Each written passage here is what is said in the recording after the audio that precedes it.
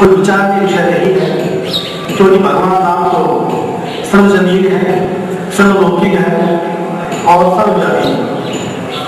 लेकिन राम कथा की प्रासंगिकता आज तो विधान करने योग्य हो रही है, किसी कुछ कारण है। वाल्मीकि ऋषि ने महाराज जी से पूछा कि भाई कोई ऐसा पात्र बताइए, ऐसा वाला शब्द बताइए जिस पर उल्लेख करके मैं लोगों के सामने आज प्रस्तुत कर सकूं।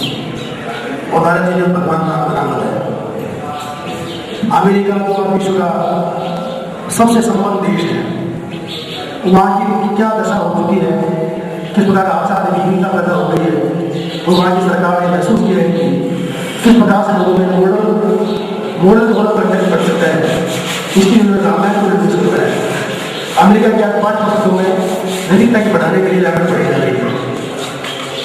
हमारे देश में हम देख रहे हैं, जयपुर में बड़ी बात है कि पवन कुमारी एक ऐसे व्यक्ति की माँ है जिनके बेटे 3 बेटे जोड़ी हैं, 4 बेटियां अच्छे परिवार में पैदा हुई हैं, ब्याही गई हैं, लेकिन आप पैसे की भूखा से किस प्रकार से बहुएं सास को 15 साल तक प्यार कर सकते हैं, ये हमारे को नहीं मांग रही। जब ये बातें सुनते हैं तो लगता है कि अब कहीं ना कहीं हम खो रहे हैं, अभी भ्रमित हो रहे हैं, दिशा भ्रमित हो रहे हैं। ऐसे नहीं बात याद आती है, किसको किधर देखें, किसका स्मरण करें, किसका अनुकरण करें ताकि समाज में बदलाव हो। और अनायास राम कथा याद आ जाती है। जब जब ये राजीव जी दीक्षित थे, इस बारे में चर्चा की तो राजीव जी ने बड़े हमारे अनुभव को स्वीकार किया और उन्हें इजाजत दी कि राम कथा में राजीव दीक्षित जी जो है, मैं बताना चाहूँगा आपके सामने जो व्यक्ति बैठा हुआ है, एक वो शख्सियत है जिसे आज 10 वर्ष पूर्व IIT की जिस व्यक्ति के दिल में देश का जज्बा भरा हुआ हो, जिसके हृदय में भाई तुम के लिए धरती हो, जो व्यक्ति और दुख से दुखी होता हो, दुखी होता हो, ऐसे व्यक्ति की नौकरियाँ, परिवार बसाना, शादी विवाह करना कोई मायने नहीं रखता। हमारे सामने कहानी आज की कहानी के रूप में IIT करने वाला अपना त्याग है, अपनी कुर्बानी। मैं इस आगे राजीव जी का यहाँ पर स्वागत करता हूँ, इस्तेमाल करता हूँ और मैं अब तक आभारी हूँ एक ऐसे व्यक्ति का पूरे कैरियर को दाव बनाया है। तो कैरियर वो लोग होते हैं जो फिर परिवार की बात करते हैं, व्यक्ति की बात करते हैं। ऐसे लोग जो होते हैं वो समाज सुधारक होते हैं, समाज नियामक होते हैं, उनके लिए परिवार होता है। जिससे मैं नहीं लूँगा मेरे आप बीच में राजीव जी दुनिया मौजूद है तो मैं बोलने की स्थिति में नहीं, चूँकि सक्सेस से मैं पता करवाना अब मैं तो मेरा खाली मकसद इतना सही था जो सक्सेस से मैं आपका परिचय कराऊँ और सक्सेस जो बोलती है उसमें दम है। दम क्यों होता है? जब व्यक्ति मन सा वादा करना, मन वचन कर्म से एक होता है, उस बात में दम हो जाता है। और बहुत से लोग व्याख्यान देते हैं, सोचते हैं आज छोटे पंडल में देते हैं, सब माताओं बच्चे भी होते हैं कि बदलाव नहीं आता। क्यों नहीं आता? क्यों ये बदलाव हो चाहिए कि जो कहते हैं उसको सब अंगीकार करें तो बात ध्यान तक होती है। राजीव जी जो कहते हैं वो करते हैं, मन से वचन से कर्म से जीते हैं। इसी की बात मैं सुनता हूँ, हमें बदलाव है। और मैं अपने अच्छी मन के लिए मैं अपनी देता हूँ मैं राजेश शर्मा साहब को, जिन्होंने इस कार्यक्रम का आयोजन किया है और जिनकी उदारता से या दुनिया इस कार्यक्रम को संपर्क कर पा रहे हैं। अब मैं आमंत्रण मेरा शर्मा साहब को मेरा कार्यक्रम को प्रारंभ करें। महानुभाव का नगर आश्रम सेवा समिति की ओर से मैं आज एक अभिनंदन करता हूँ, स्वागत करता हूँ। अतिरिक्त जिला मजिस्ट्रेट श्री हरचंद्र जी भारद्वाज से अभी कोई 3-4 दिन पहले वार्ता हुई। आपने प्रसंग दिया कि आज के आधुनिक परिप्रेक्ष्य में जो इस समाज में व्याप्त होता जा रहा है, हम राम कथा का प्रासंगिक चर्चा करें। श्रद्धेय श्री चौबे जी महाराज जो इस आश्रम के संस्थापक हैं, उन्होंने उदारता के साथ आपसे निवेदन किया कि कार्यक्रम याद किया जाए। इस कार्यक्रम के शुभारंभ में मैं समिति के उपाध्यक्ष श्री तारक जी से निवेदन करता हूँ वे आए और राजीव जी का माल्यार्पण स्वागत करें। ताराचंद। समिति के उपाध्यक्ष श्री नंदकिशोर जी पारी आने और माल्यार्पण में स्वागत करें। संस्थापक सदस्य श्री कल्याण जी चौधरी,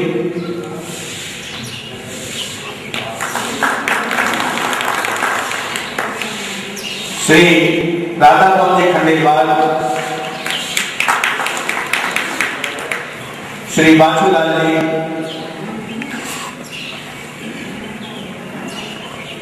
संस्थापक सदस्य श्री ओम जी जोशी,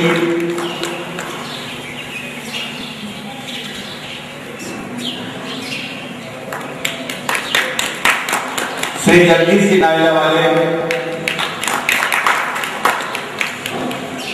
श्री महेश जी माछीवाल,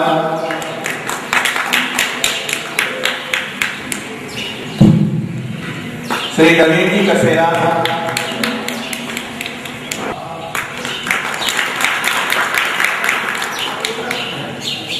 अब मैं हरिशंकर जी भारद्वाज से निवेदन करूंगा कि वे मंदिर परिसर की ओर से श्री राजीव जी का स्वागत करें और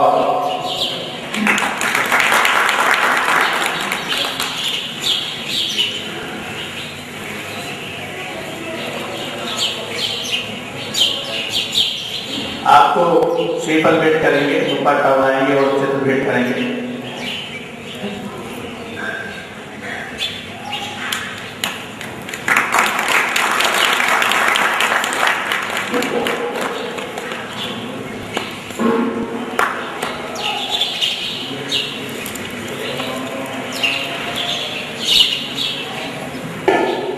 आप बच्चा जवान स्वागत करेंगे।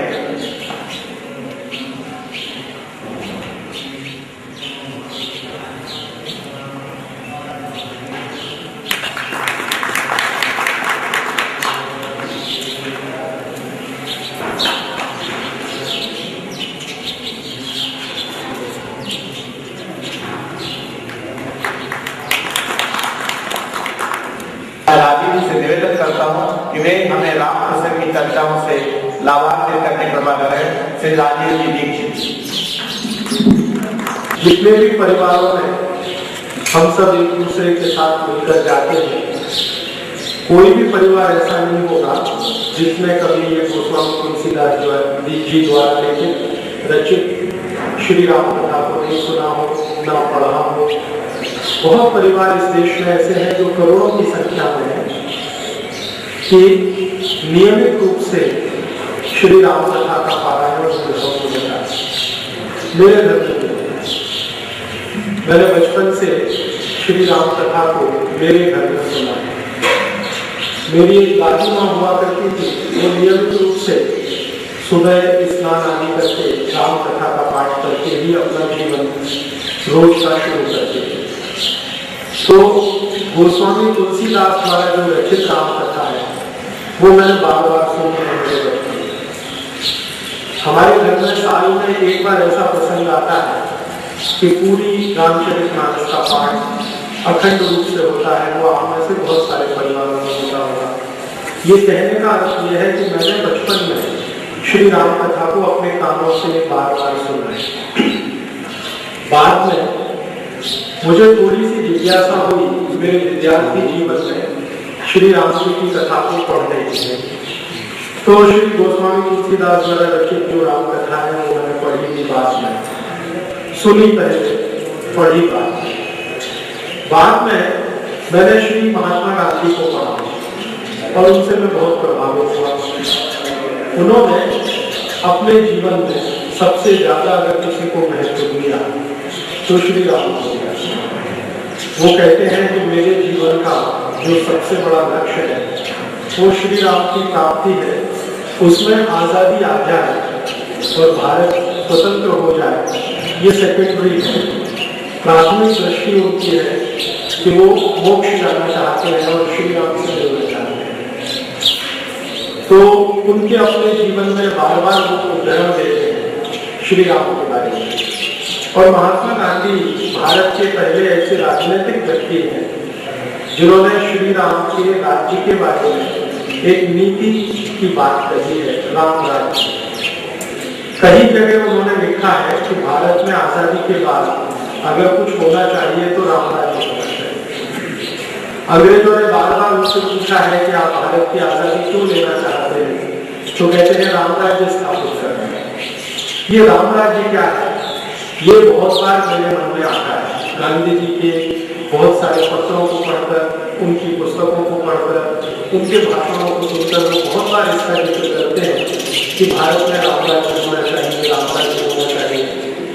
मेरी जैसे जैसे समझ बढ़ी तो एक दिन मन में ये प्रश्न आ गया कि ये राम राज्य कैसा होना चाहिए, किस राम राज्य की बात गांधी जी कहते हैं, और राम का राज्य कैसा था जिसके बारे में वो बार बार कहते हैं। राम का जीवन कैसा है जिसके आदर्श की कल्पना वो बार बार करते हैं। तो मन में थोड़ी सी जिज्ञासा हुई और कुछ जानने की और कुछ पढ़ने की। मुझे एक बार वाराणसी में एक बहुत बड़े विद्वान हैं, पंडित हैं, उन्होंने बोल दिया कि देखो तुमने अभी तक श्री गोस्वामी तुलसीदास की ही रामचरितमानस पढ़ी है, वाल्मीकि की रामायण में पढ़ो तो राम राज्य की बात जो है वो तुमको और अच्छे से समझ में आएगी। तो अभी वाल्मीकि रामायण तो संस्कृत में है, तो थोड़ा मैंने संस्कृत सीखा, ज्यादा नहीं है, थोड़ा सीखा, उसको समझने के लिए थोड़ा कुछ उसमें से समझ में आया। बाद में मेरे गुरु हैं जो श्री धर्मपाल जी, बहुत बड़े इतिहासकार, उनसे एक बार चर्चा होने लगी कि ये राम राज्य क्या है। तो उन्होंने कहा कि अगर इसको और अच्छे से समझना हो तो दक्षिण भारत में श्री राम जी की जो कहानियां हैं, कथाएं हैं, उनको पढ़ो। तो मैंने ढूंढना शुरू किया तो दक्षिण भारत में श्री राम कथा पर सबसे प्रामाणिक पुस्तक है कंबन रामायण। जैसे इधर वाल्मीकि रामायण है, वैसे दक्षिण में कंबन रामायण है जो तमिल में लिखी गई है। अब मुझे तमिल नहीं आती है तो मैंने बहुत दिन ढूंढा तो कंबन रामायण का अंग्रेजी संस्करण मुझे मिल गया। वो बहुत पूरा नहीं है, अधूरा सा है, लेकिन फिर भी समझने में मदद करता है, वो मैंने पढ़ लिया। फिर अलग अलग समय पर भगवान राम की कथा में, श्री राम जी की कथा में अलग अलग लोगों ने जो अपनी दृष्टि से देखने की कोशिश की है, उनमें से एक बहुत महान व्यक्ति हुए हैं जो किसी भी मामले में गोस्वामी तुलसीदास जी से कम नहीं है, श्री कालिदास। कालिदास ने श्री राम कथा के ऊपर एक पुस्तक लिखी है रघुवंशम, जो मुझे सबसे प्रिय लगती है।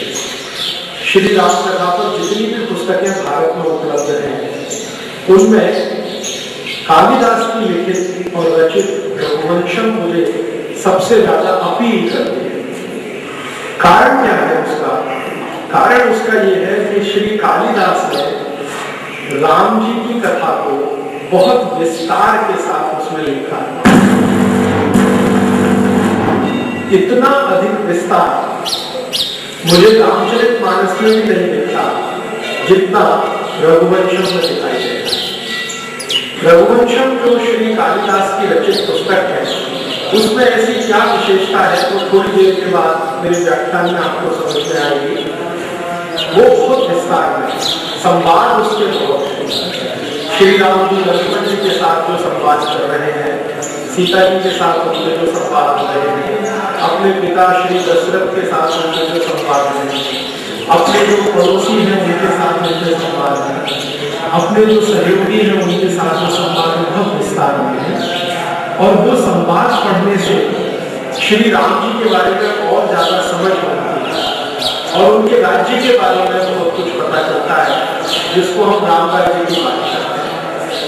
तो ये भूमिका के रूप में मैं आपसे सिर्फ इतना कहकर शुरू करना चाहता हूँ कि अभी जो मैं आपसे कहूँगा वो सिर्फ गोस्वामी तुलसीदास द्वारा लिखित रामचरितमानस ही नहीं होगा इसका आधार, उसका थोड़ा सा आधार वाल्मीकि रामायण भी होगा, थोड़ा सा आधार उसका कालिदास द्वारा रचित रघुवंशम भी होगा और बहुत बड़ा आधार उसका तमिल भाषा में लिखी गई रामचंद्र जी की कथा कंबन रामायण की होगा। इससे मैं शायद बहुत बेहतर स्थिति में आपसे कुछ कह पाऊंगा और आपको भी शायद इसको सुनकर कुछ अच्छा लगेगा। अच्छा इस दृष्टि से लगेगा कि एक ही तरह की बात हम पढ़ते और सुनते उसमें से जो खोजने की एक प्रक्रिया होती है, विभिन्न तरह के अलग अलग विचारों के लोगों द्वारा वही बात जब रची और कही जाती है, उसमें से जो खोजने की प्रक्रिया होती है वो थोड़ी सी अलग हो जाती है। उसमें से तथ्य जो है बहुत ज्यादा दिखाई देने लगता है, जो मेरी अपनी मान्यता है, और हम उससे समझ थोड़ी बेहतर बना पाते हैं।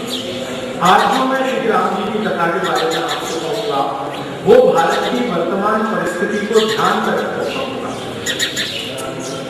मैं महात्मा गांधी की इस बात से संपूर्ण रूप से सहमत हूँ कि भारत में रामराज्य होना चाहिए, लेकिन रामराज्य होना चाहिए वो तो ठीक है, हमारी सद्भावना है, समीक्षा है, वो होगा कैसा?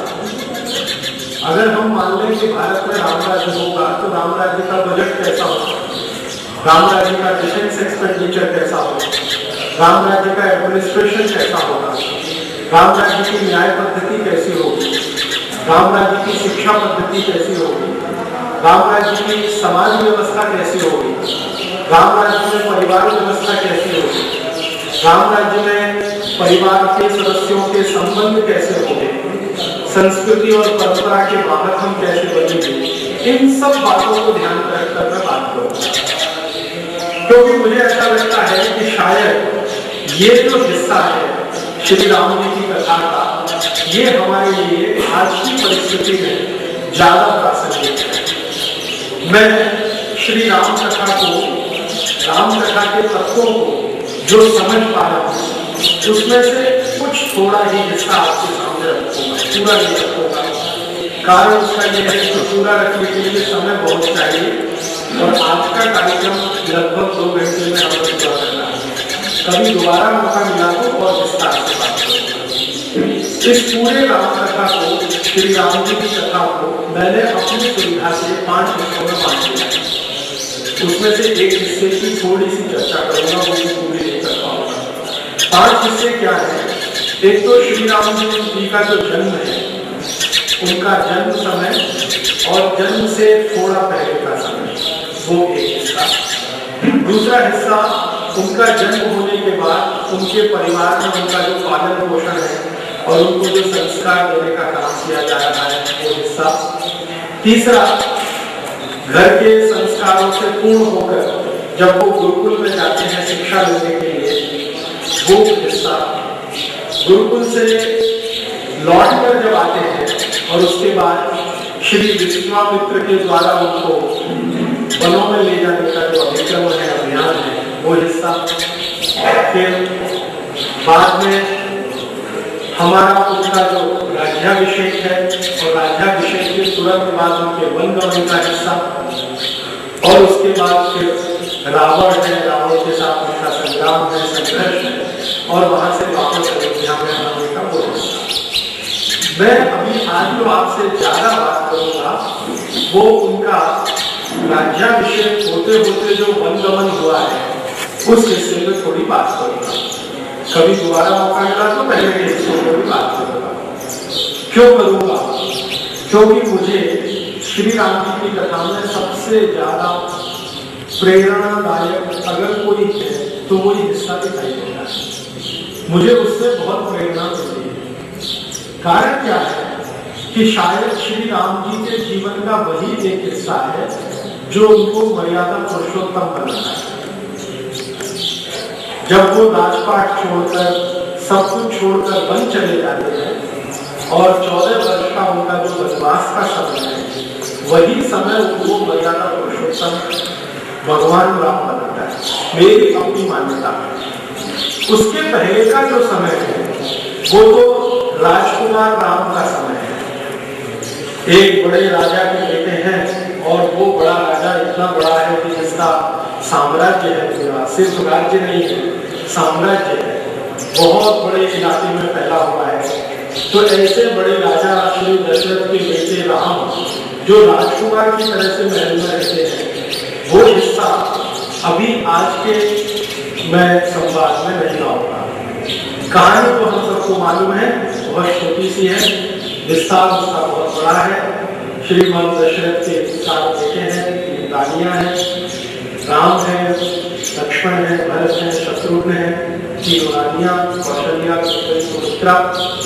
इन सभी का अपना जो एक तरह का जीवन है जो महल से संबंधित है, उस पर अभी दोबारा महल से बाहर का जो जीवन है श्री राम का, वो आज, क्योंकि उसमें हमें श्री राम के वो दर्शन होते हैं जो भारत की आज की समस्याओं को समाधान करने में मदद करते हैं। हमारे भारत में बहुत सारे महान लोग हुए हैं जो हमारे इतिहास पुरुष हैं।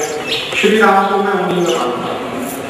भारत का इतिहास अगर लिखा जाए हमारी नजरिए से, हमारी दृष्टि से, तो श्री राम उसमें सबसे ऊंचे स्थान में है। शायद भारत का इतिहास अगर मैं कहूँ तो श्री राम की कथा हो सकती है। आज जो इतिहास हमारे देश में लिखा जाता है वो हमारी दृष्टि से नहीं लिखा गया है, वो कुछ अंग्रेजों के लिखे गए इतिहास की नकल है।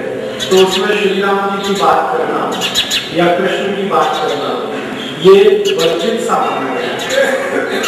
शायद ये हमारा दुर्भाग्य है या लंबे समय तक गुलाम रहे हैं उसका दुष्परिणाम है कि हम हमारे सबसे बड़े इतिहास पुरुष की चर्चा हमारे पाठ्यक्रमों में नहीं कर सकते हैं। अगर करते हैं तो तकलीफ शुरू हो जाती है। इस देश में कई तरह के विवाद शुरू हो जाते हैं, वो आप सब जानते हैं। लेकिन मैं मानता हूँ कि भारत का इतिहास श्री राम जी के साथ जुड़ा है और वर्तमान अगर ठीक करना है तो उस इतिहास की थोड़ी समझ हो तो मैं मानता हूँ शायद हम कर पाए। भविष्य कैसा होगा, वर्तमान और दुख ठीक से समझ में आए तो भविष्य अच्छा हो सकता है। इस दृष्टि से भगवान राम की या श्री राम जी की जो कथा में ये वाला अध्याय है कि जब उनको वन गमन करना है, 14 वर्ष का वनवास उनको दिया गया है, उससे ठीक पहले की एक घटना कहकर अब मैं शुरू करता हूँ।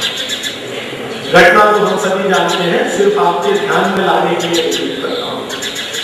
हमारे जो दशरथ हैं, जो श्री राम के पिता हैं, उनकी 3 रानियां हैं। उनमें से केकई के बारे में श्री दशरथ कहते हैं कि वो केकई से बहुत बंधे हुए हैं।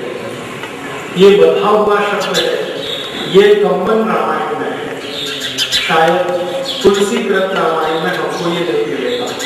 कंबन रामायण में ये है और थोड़ा इसका जिक्र वाल्मीकि में है, लेकिन विस्तार से नहीं, कंबन में बहुत विस्तार से है। और उस विस्तार में जाए तो कहानी ये है कि श्रीमती केकई श्री दशरथ को बहुत प्रिय है और उनके प्रिय होने का कारण है वाक्चतुर है, सुंदरता में बहुत ऊंची है, उनके कुछ गुण हैं जो दशरथ को बहुत लुभाते हैं और दशरथ उनके साथ एक वचनबद्ध हो जाते हैं। और वो वचनबद्धता है श्रीमती केकई के पिता के सामने और उनकी माता के सामने। एक छोटा सा राज्य है केकय राज्य के जो मालिक हैं उनकी सुपुत्री है श्रीमती केकई, और श्री दशरथ जब उनसे विवाह संस्कार में बंधते हैं तो एक शर्त के साथ बंधते हैं। वो शर्त जानना बहुत महत्वपूर्ण है। शर्त ये है कि केकई के पिता श्री शर्त रखते हैं दशरथ के सामने कि अगर मेरी सुपुत्री के साथ विवाह करना है तो आपको वचन देना पड़ेगा कि इससे जो पुत्र पैदा होगा वही राजपाट का मालिक बनेगा।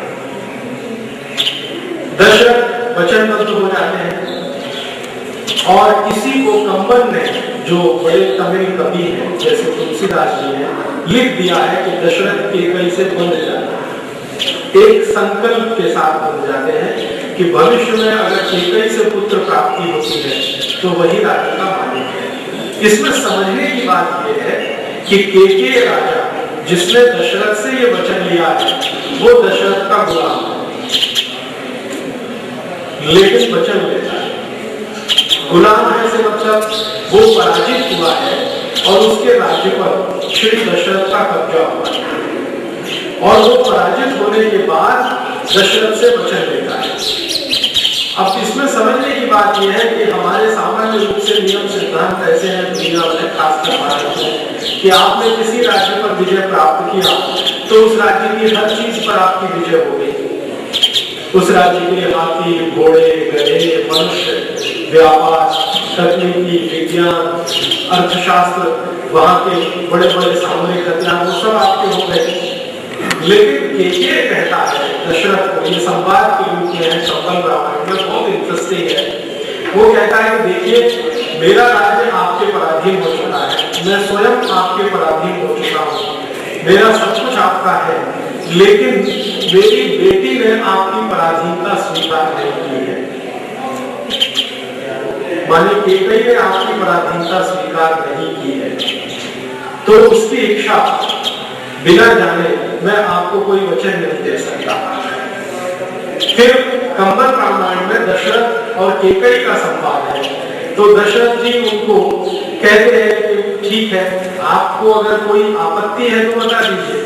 तो केकई अपनी आपत्ति दर्ज करती है कि मैं आपकी पराजय स्वीकार करने को तैयार हूँ, आपसे आपके अनुबंधित होने को तैयार हूँ, लेकिन मेरी शर्त वही है कि मेरे से अगर पुत्र प्राप्ति होती है तो राज्य का मालिक। रघुवंश जिस कुल में श्री दशरथ है, वहां की परंपरा ये है कि बड़ा बेटा राज्य का मालिक होता है। पुत्र जो सबसे बड़ा है, पिता की मृत्यु के बाद राज्य संभालने का अधिकारी बने।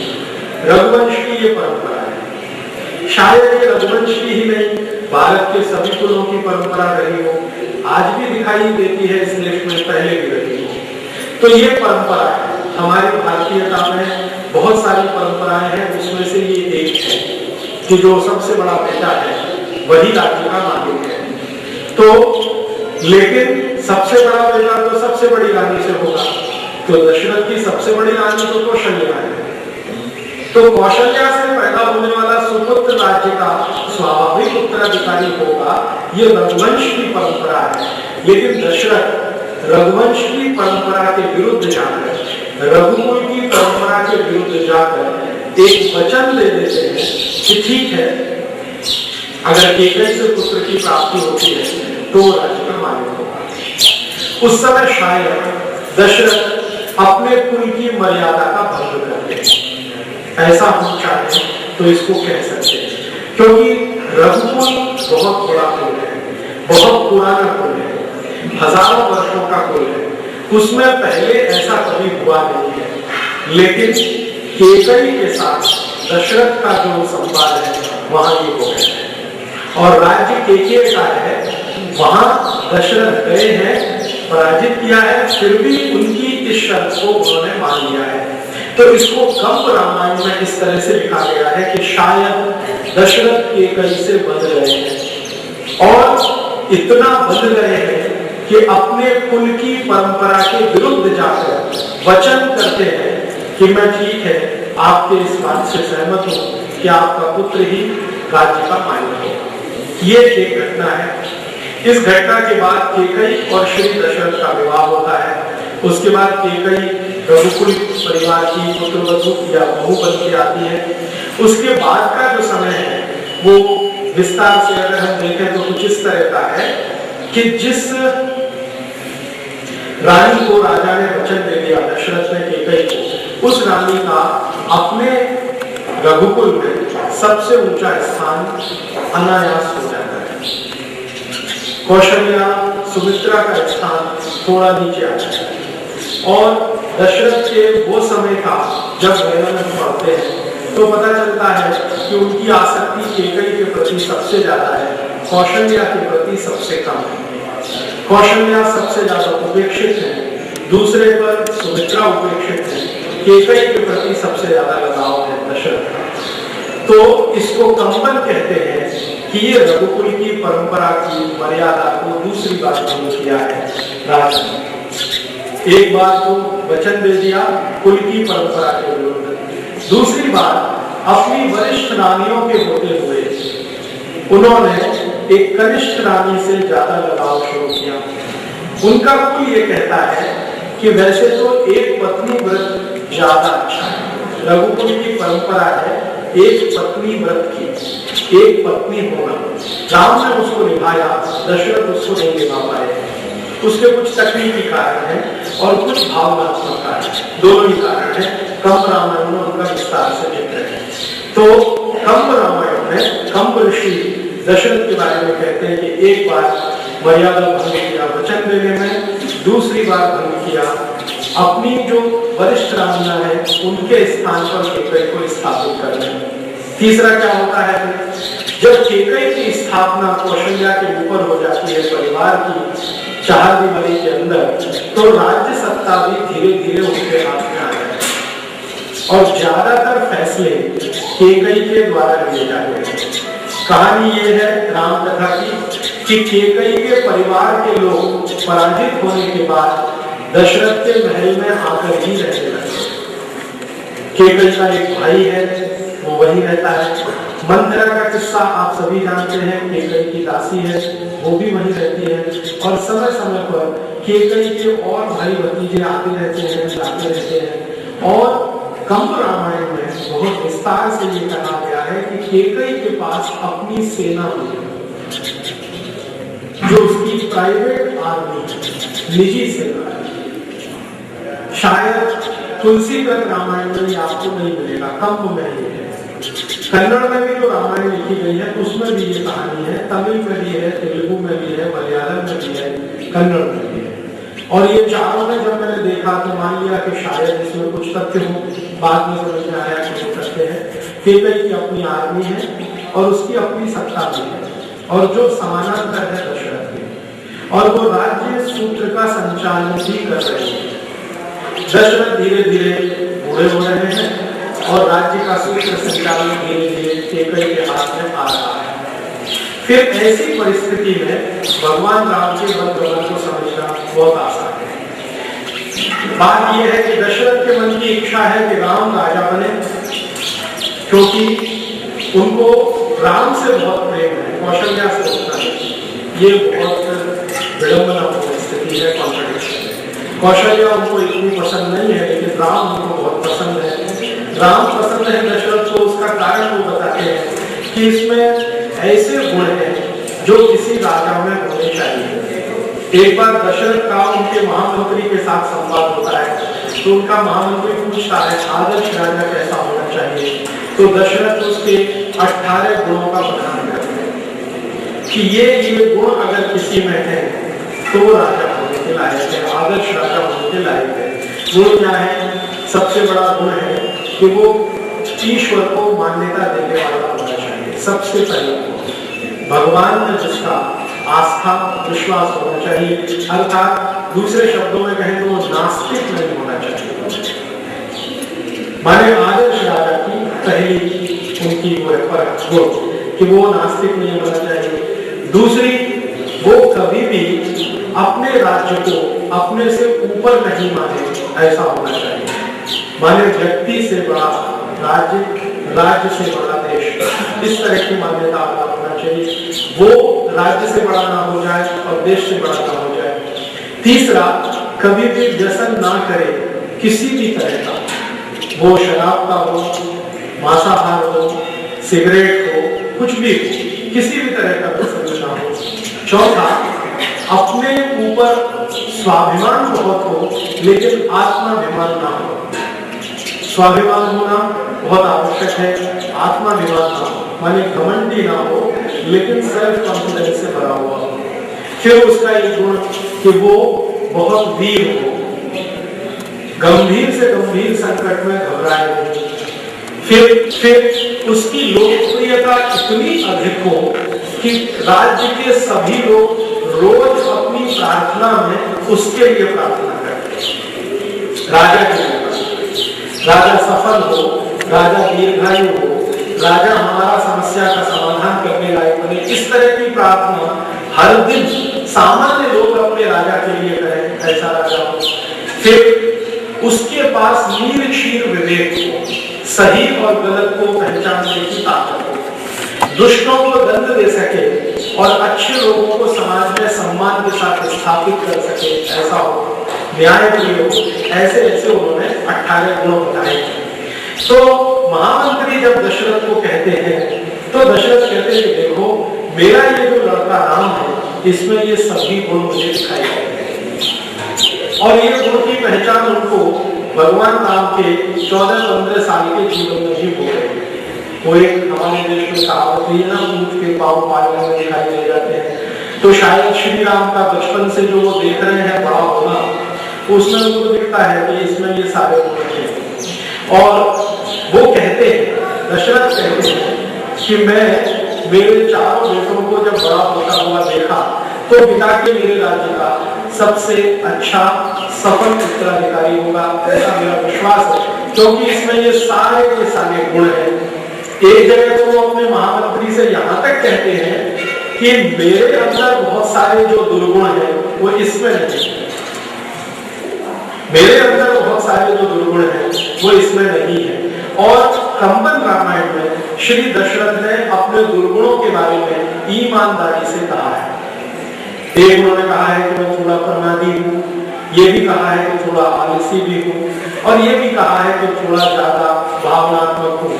व्यवस्था में भावनात्मक होना बहुत अच्छा नहीं होता, फिर भी हूँ। तो ऐसे ऐसे बहुत सारी बातें वो बताते हैं, और वो कहते हैं कि ये जो राम है मेरा सबसे बड़ा पुत्र, ये इन दुर्गुणों से मुक्त है, और एक आदर्श राजा में जितने गुण होने चाहिए वो सब इसमें है।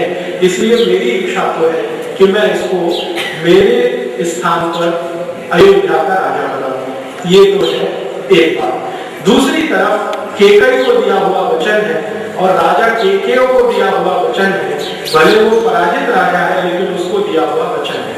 अब दशरथ जी क्या कहते हैं, वो ये कहते हैं कि मैंने वो वचन दिया है, ये एक तरफ है, लेकिन मेरा हृदय कहता है कि राम सबसे आदर्श होगा, ये एक तरफ है। तो ये द्वंद्व उनके मन में बहुत दिन चलता है। लगभग कंबन रामायण में इसका समय भी है, 4 साल तक दशरथ इसी द्वंद्व से परेशान है। केकई को दिया वचन, भरत राजा बने क्योंकि वो केकई का पुत्र है। अपने हृदय की बात तो राम राजा बने क्योंकि उसमें वो सारे गुण हैं जो एक आदर्श राजा में होने चाहिए। 4 साल तक वो इससे परेशान होते हैं, और उनकी सारी परेशानी और पूरी मनोदशा कंब रामायण में विस्तार से है। कितने खींचते हैं, कितना गुस्सा करते हैं, और कितना राज्य के अधिकारियों के ऊपर बिना किसी कारण बरस पड़ते हैं, क्योंकि मन में ये द्वंद्व चलते हैं। और इस द्वंद्व का समय राजा दशरथ खुद कहते हैं कि उनके राज्य जीवन का सबसे खराब समय है ये 4 साल का, जिसमें वो ये तय नहीं कर पा रहे हैं कि वचन के साथ जाऊं या हृदय कहता है उसकी बात सुनो। वो अगर हम कहें तो हृदय और बुद्धि या माइंड और आत्मा और उसका संघर्ष उनके साथ चल रहा है। अंत में क्या होता है कि उस संघर्ष में परिणाम तक पहुंचने में दशरथ को मदद मिलती है वशिष्ठ। एक दिन वो वशिष्ठ को बुलाते हैं और पूछते हैं आपकी क्या राय है, मैं ऐसा सोचता हूं कि राम को राजा बने। वशिष्ठ कहते हैं इससे अच्छा कुछ नहीं, इससे अच्छा कुछ नहीं। वो पूछते हैं क्यों, तो उन्होंने कहा आप जितना राम को जानते हैं उससे ज्यादा मैं जानता हूं, क्योंकि आप तो राम के पिता हैं, मैं राम का गुरु हूं, और गुरु अपने शिष्य के बारे में शायद पिता से बेहतर विश्लेषण कर पाता है। तो वो कहते हैं कि राम को राजा बनाना ही आज के समय में सबसे अच्छा है। तो दशरथ पूछते हैं कि क्या खास बात है, तो संयोग ऐसा है कि वशिष्ठ उन सभी गुणों का बखान करते हैं जो एक आदर्श राजा की कल्पना हमारे परंपरा में। वो कहते हैं उसमें ये सारे गुण हैं, इसलिए वो राजा होने के लायक है। तो वो कहते हैं कि ठीक है, मेरी भी इच्छा यही है, आपकी भी इच्छा यही है, तो अभी कुछ करना चाहिए। तब वशिष्ठ को बताते हैं कि मेरे साथ एक बड़ी विडंबना ये है कि मैंने केकई को वचन दिया है कि उसका पुत्र ही राजा बनेगा, तो अब आप मुझे इस द्वंद्व से बाहर निकालिए। तो गुरु वशिष्ठ उनको समझाते हैं कि अगर आपने ऐसा कोई वचन दिया है तो ये रघुकुल की परंपरा के विपरीत है और आपने मर्यादा भंग किया है। तो वो मानते हैं कि हमने किया। तो वो कहते हैं कि ठीक है, आप उसका समाधान कुछ कर सकते हैं, ना कर सकते हैं, तो पूरे दरबार में कह दीजिए इस बात को स्पष्टता से। तो परिषद बुलाई जाती है। संयोग से जिस समय ये परिषद बुलाई जाती है उस समय भरत और शत्रुघ्न दोनों राज्य में नहीं है, वो अपने ननिहाल में। वैसे भरत का ज्यादा समय अपने ननिहाल में ही बीता है। उसके पीछे कारण क्या है? उसके पीछे कारण है केकई को किसी पर भी विश्वास नहीं, उसको कौशल्या पर विश्वास नहीं, सुमित्रा पर विश्वास नहीं, राम पर थोड़ा सा है, दशरथ पर विश्वास नहीं, राज्य के जो मंत्री हैं महामंत्री हैं उन पर किसी पर विश्वास नहीं। केकई को हमेशा मन में एक ही डर है कि भरत अगर यहाँ रहेगा तो इसको रास्ते से हटाने के लिए जहर दिया जा सकता है, मरवाया जा सकता है। इसलिए वो उसको जानबूझकर महल में नहीं रखती है। ज्यादा समय वो भरत अपने नाना के पास रहता है। जिस समय ये परिषद बुलाई गई है तब भी वो अपने नाना के ही पास है। लेकिन दशरथ चाहते हैं कि केकई को बाहर रखकर ये किया जाए, राम को राज्याभिषेक कराया जाए। केकई को बाहर रखकर, क्योंकि अगर केकई इसमें शामिल होगी तो ये होना संभव नहीं है, ये वो जानते हैं। तो इसलिए बिना केकई को बताए, और केकई के जो नजदीकी सूत्र है बिना उनको बताए, वो ये गुरु वशिष्ठ से चर्चा करते हैं। फिर बात पता नहीं कहां से खुलती है, गुरु वशिष्ठ उसकी चर्चा किसी मंत्री से करते हैं और वो खुलकर मंथरा के पास पहुंचती है। मंथरा केकई को बताती है, केकई के कान में बात आती है, एकदम तमतमा जाती है, गुस्से से आग बबूला हो जाती है और दशरथ के पास जाकर पैर पटकते हुए कहती है कि आपने जो वचन दिया है, और राजा दशरथ को याद दिलाती है, प्राण जाए पर वचन न जाए, रघुकुल की सदा चल जाए, प्राण जाए पर वचन न जाए। आपका तो कुल ऐसा है जहाँ वचन की रक्षा करने के लिए प्राण देने की परंपरा है और आप अपने वचन से ही पीछे हटते हैं। तब दशरथ बहुत क्लांत होते हैं, परेशान होते हैं, क्योंकि उनका मन कुछ कहता है और वचन उन्होंने दूसरे तरह का दे रखा है। उस ऊहापोह में फिर रामचंद्र जी के लिए वनवास होता है और भरत के लिए राज्य की घोषणा होती है। तो राज्य सिंहासन पर बैठते बैठते रामचंद्र जी का सिंहासन या उनका राज्य उनके हाथ से जाता है भरत के हाथ में। ये एक हिस्सा है कहानी का। इसी के पैरेलल एक दूसरी बात है जो मुझे बहुत अपील करती है, वो मैं आपसे शेयर करना चाहता हूँ।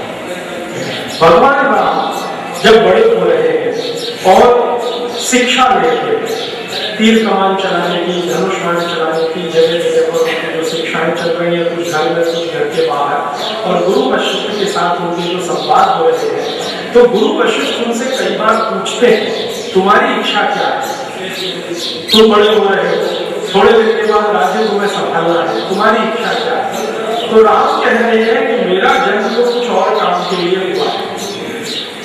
वो अपने जन्म की बात है। शायद जो महान लोग होते हैं उनको अपने जन्म के बारे में मालूम होता है। तो कहते हैं मेरा जन्म तो किसी और काम के लिए हुआ है, राजपाट चलाने के लिए नहीं हुआ है।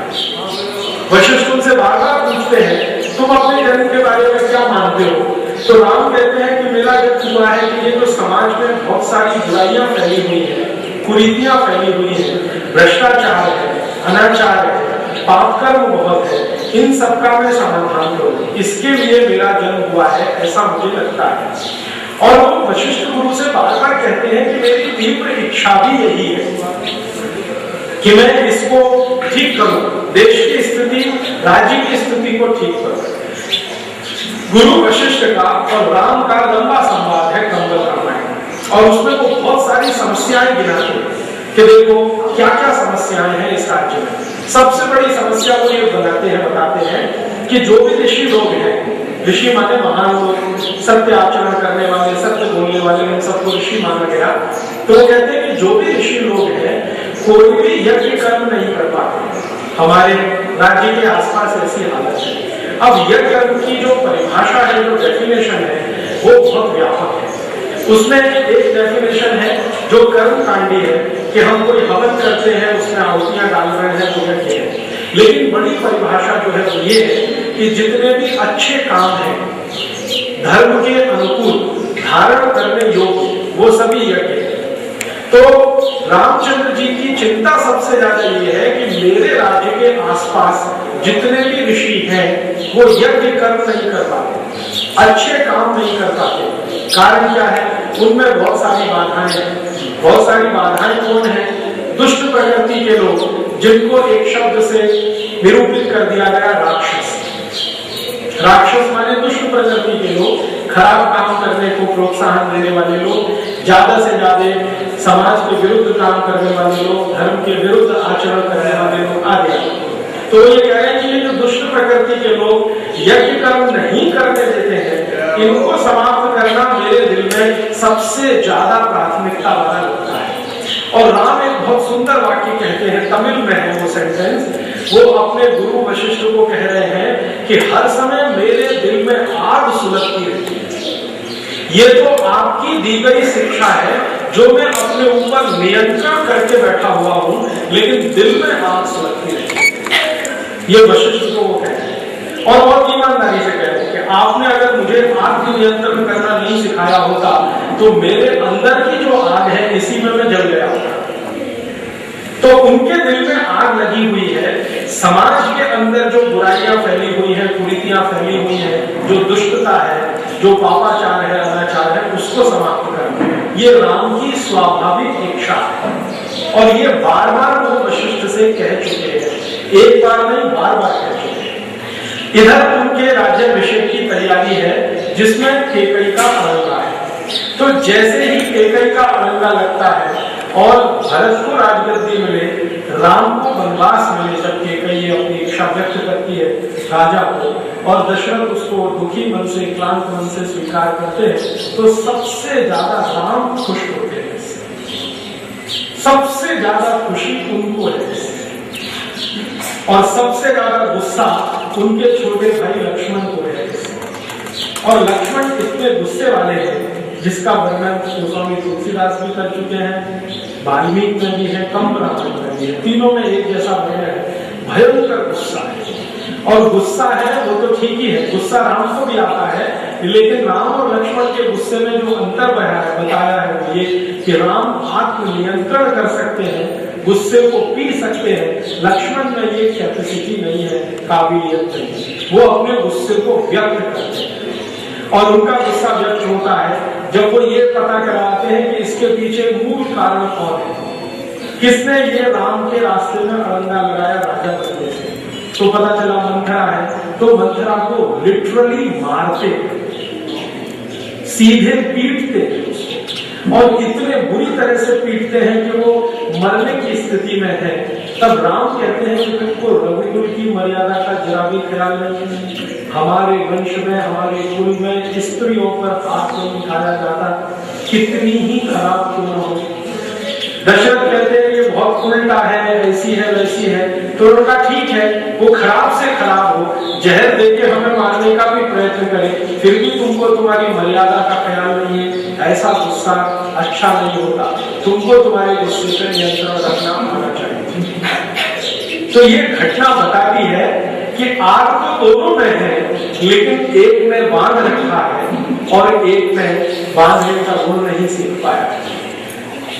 अभी ये घटना हमारे रामचंद्र जी के चरित्र के बारे में बहुत सारे खुलासे करती है। पहला, उनकी स्वाभाविक इच्छा है राजा नहीं बनने की, वन जाकर ऋषियों को मदद करने की। राजा की इच्छा माने दशरथ की इच्छा है उनको राजा बनाने की। श्री राम की माता जी कौशल्या की तो दशरथ से भी ज्यादा तीव्र इच्छा है उनको राजा बनाने की, क्योंकि श्रीमती कौशल्या का बार बार अपमान हुआ है केकई के सामने, बार बार। और उस अपमान का कहीं कोई प्रतिकार हो सकता है, ये कौशल्या बार बार एक ही बात में कहती हैं कि जब मेरा बेटा राजा बनेगा तभी मेरे सारे अपमान का प्रतिकार होगा। तो उनको उस दिन की प्रतीक्षा है रामचंद्र जी के जन्म से लेकर जब मेरा बेटा राजा बनेगा और मैं मेरे सारे प्रतिकार पूरे कर पाऊंगा। तो उनकी तो दशरथ से भी ज्यादा तीव्र इच्छा है अपने सम्मान को वापस लाने के लिए। शायद उनको रामचंद्र जी का राजा बनना ही एक रास्ता दिखाई देता है। कौशल्या भी इच्छुक है, सुमित्रा की भी इच्छा है कि राम राजा बने, सारे मंत्री चाहते हैं कि राम राजा बने, महामंत्री चाहते हैं कि राम राजा बने, सबसे ज्यादा प्रजा चाहती है कि राम राजा बने। कारण क्या है? वो राम के जो 18 गुण हैं जो हर एक राजा में होने चाहिए, उनमें से एक गुण उनका सबसे अद्भुत है। वो कंब रामायण में बहुत विस्तार से लिखा गया है कि किसी भी राजा को सुबह सबसे पहले ब्रह्म मुहूर्त में उठकर अपने ईश्वर की उपासना, भगवान की पूजा करके सबसे पहला काम जो करना चाहिए वो अपनी प्रजा से मिलना, अपने लोगों से मिलना सबसे आवश्यक कर्म बताया गया है राजा के, और उसका समय तय किया हुआ है। कंब रामायण में समय है ब्रह्म मुहूर्त से लेकर और सूर्योदय के बीच का जो समय है, इतने समय के बीच में राजा को अपनी प्रजा के बीच में कम से कम एक चक्कर तो मार देना चाहिए।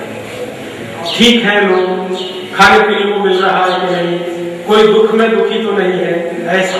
और रामचंद्र जी इस कार्य को अपनी उम्र के 14वें साल से कर रहे हैं। जब वो 14 साल के हुए हैं और उनको थोड़ी समझ आई है, तो राजा दशरथ के प्रतिनिधि के रूप में रोज सवेरे ब्रह्म मुहूर्त में उठना और अपने लोगों के बीच में पहुंच जाना, ये कार्य उनका नियमित रूप से चलता है। ये कार्य सिर्फ उन्हीं दिनों में बाधित होता है जब वो अयोध्या के बाहर होते हैं किसी कारण से। जैसे कभी किसी ऋषि ने बुला लिया या अपने किसी दूसरे परिचित संबंधी के यहाँ चले गए, उन्हीं दिनों को छोड़कर बाकी सभी दिनों में उनका ये कार्य नियमित रूप से चलता है। तो जनता के बीच में सबसे ज्यादा लोकप्रिय वही है श्री राम। और दशरथ जी को बिना बताए, उनके कान तक बात ना पहुंचे, बहुत सारी समस्याओं का समाधान करते हैं, न्याय देते हैं, झगड़ों का निपटारा करते हैं। लोग दुखी हैं अगर किसी रोग से, तो उन रोगों का क्या उपाय हो सकता है, इलाज हो सकता है, वो उनको बताते हैं। ये सब वो करते हैं नियमित रूप से। और इस कार्य के बारे में सबसे ज्यादा लोग उन्हें पसंद करते हैं कि ये हमारा तो स्वाभाविक उत्तराधिकारी है। तो जब राम के राज्याभिषेक की बात है, तो जनता तो सबसे ज्यादा चाहती है कि वही राजा बने। पिता उनके चाहते हैं, माता उनकी चाहती है, दरबारी चाहते हैं, मंत्रिमंडल चाहता है, उनकी डिफेंस सर्विसेज चाहती है, सेना सब चाहते हैं कि राजा बने। राम नहीं चाहते हैं कि मैं राजा। उनकी धर्मपत्नी श्रीमती सीता जी भी चाहती है कि ये राजा, क्योंकि उनका एक दूसरा ओपिनियन है। वो ये कहती है कि अगर आप राजा बनते हैं तो मुझे आपकी अर्धांगिनी होकर बहुत सारे काम करने का जो मौका मिलेगा, वो मेरे लिए ज्यादा बड़ा है।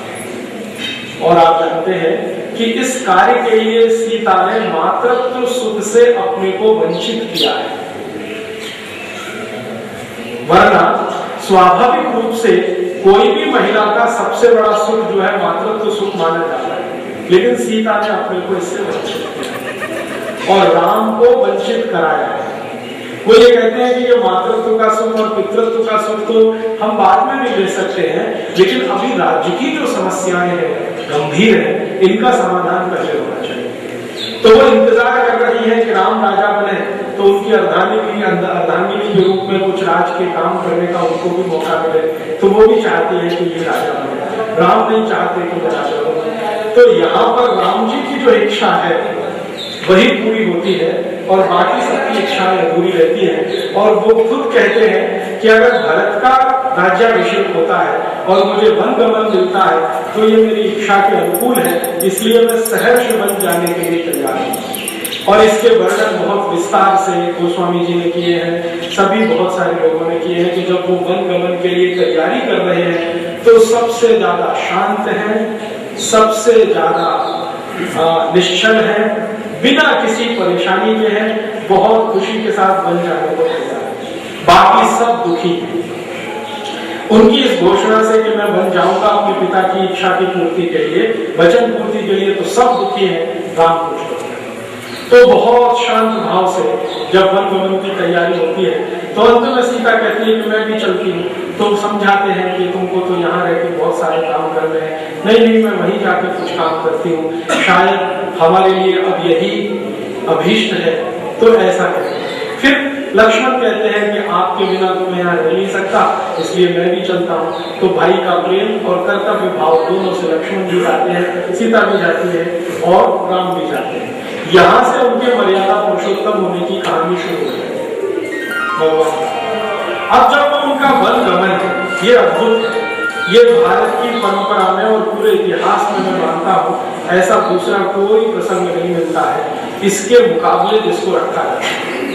14 वर्ष का उनका जो वनवास का समय है, उसमें जो सबसे बड़ा काम है उनका, वो अपने देश को बांधने का है धर्म के अनुकूल। और धर्म की परिभाषा उनकी वही है जो भारत में हजारों साल से चली आई है, जिसको हम धारण कर सकें वही धर्म। माने जो भी काम को हम धारण करने योग्य मानते हो वो सभी धर्म है। तो उस धर्म की स्थापना करनी है, राज्य की कुरीतियां, पापाचार, अनाचार, इनका सबको समाप्त करना है, इसके लिए उनका वन गमन है। और वन गमन के प्रसंग में उनका इतना ज्यादा खुला है, सब कुछ इतना ओपन है, प्राइवेसी कुछ नहीं है लाइफ में। प्राइवेट लाइफ उनकी खत्म हो गई है, जो भी कुछ है वो पब्लिक लाइफ है। और प्राइवेट लाइफ जब खत्म होती है और पब्लिक लाइफ जब शुरू होती है तो उनका जीवन राज्य में रहकर और राजा के पुत्र के रूप में रहकर जितना प्राइवेट है वो भी चला जाता है और वहां कुछ नहीं। अब तो साधारण लोगों के बीच में रहना है और साधारण तरीके से जो वो फैसला करते हैं। सबसे बड़ा राजा दशरथ चाहते हैं कि तुम बन जाओ तो अपने साथ कुछ सुविधाएं लेके जाओ। इस राज्य में धन की कमी नहीं है और संसाधनों की कमी नहीं है, सेना की कोई कमी नहीं है, तुम लेके जाओ। राम कहते हैं नहीं, मैं जहां जा रहा हूं उनके जैसा ही रहना है।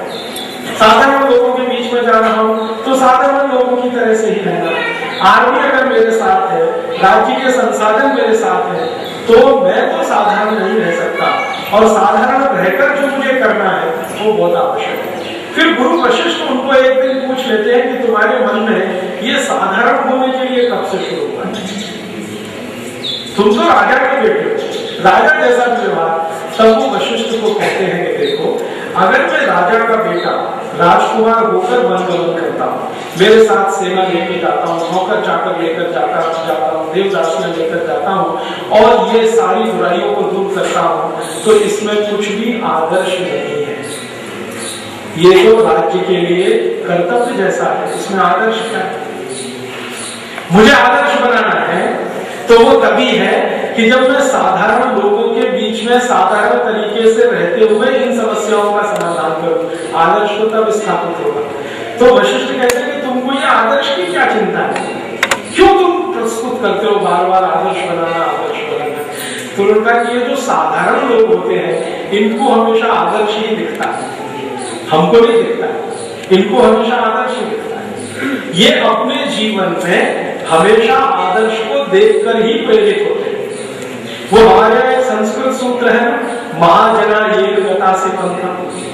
जिस रास्ते बड़े लोग चलते हैं उस रास्ते साधारण लोग चलने की कोशिश करते हैं। राम जी को यह मालूम है कि ये समाज के साधारण लोग हमेशा आदर्श से प्रेरित होते हैं और अगर मैं आदर्श प्रस्तुत करूं इनके बीच में रहकर तो शायद ये जल्दी मेरी बात मानेंगे, मेरे साथ आएंगे, अपने जीवन को ठीक करेंगे और दूसरे रास्ते ठीक करते चले जाएंगे।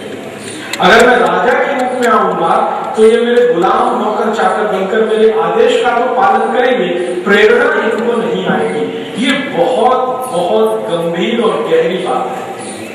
वो ये कहते हैं मुझे इनको प्रेरित करना, किस बात के लिए? कि आज तो राम है जो आपकी समस्याओं का समाधान करता है, कल राम नहीं रहेगा तो कौन करेगा? तुम तुम्हारी समस्याओं का समाधान करने लायक बनो, ये प्रेरणा मुझे देनी है। इसके लिए मुझे इनके जैसा बनना पड़ेगा। मैं अगर राजा के रूप में इनके बीच में आकर रहता हूं और राक्षसों,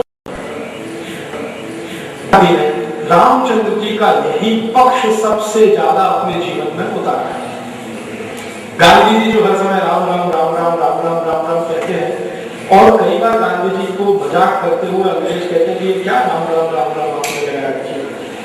तो गांधी जी उसका जवाब देते हैं और बहुत अच्छा जवाब देते हैं। माउंटबेटन को जवाब दिया है, अंग्रेजों के कई अधिकारियों को जवाब दिया। वो कहते हैं कि ये राम राम राम राम मैं ऐसे ही नहीं करता हूँ, रामचंद्र जी के कुछ गुण मुझ में आ जाए उसकी कोशिश करता हूँ। तो एक बार माउंटबेटन उनको पूछ रहा है कि आपने कितने गुण ले लिए रामचंद्र जी से? उन्होंने कहा एक ही ले पाया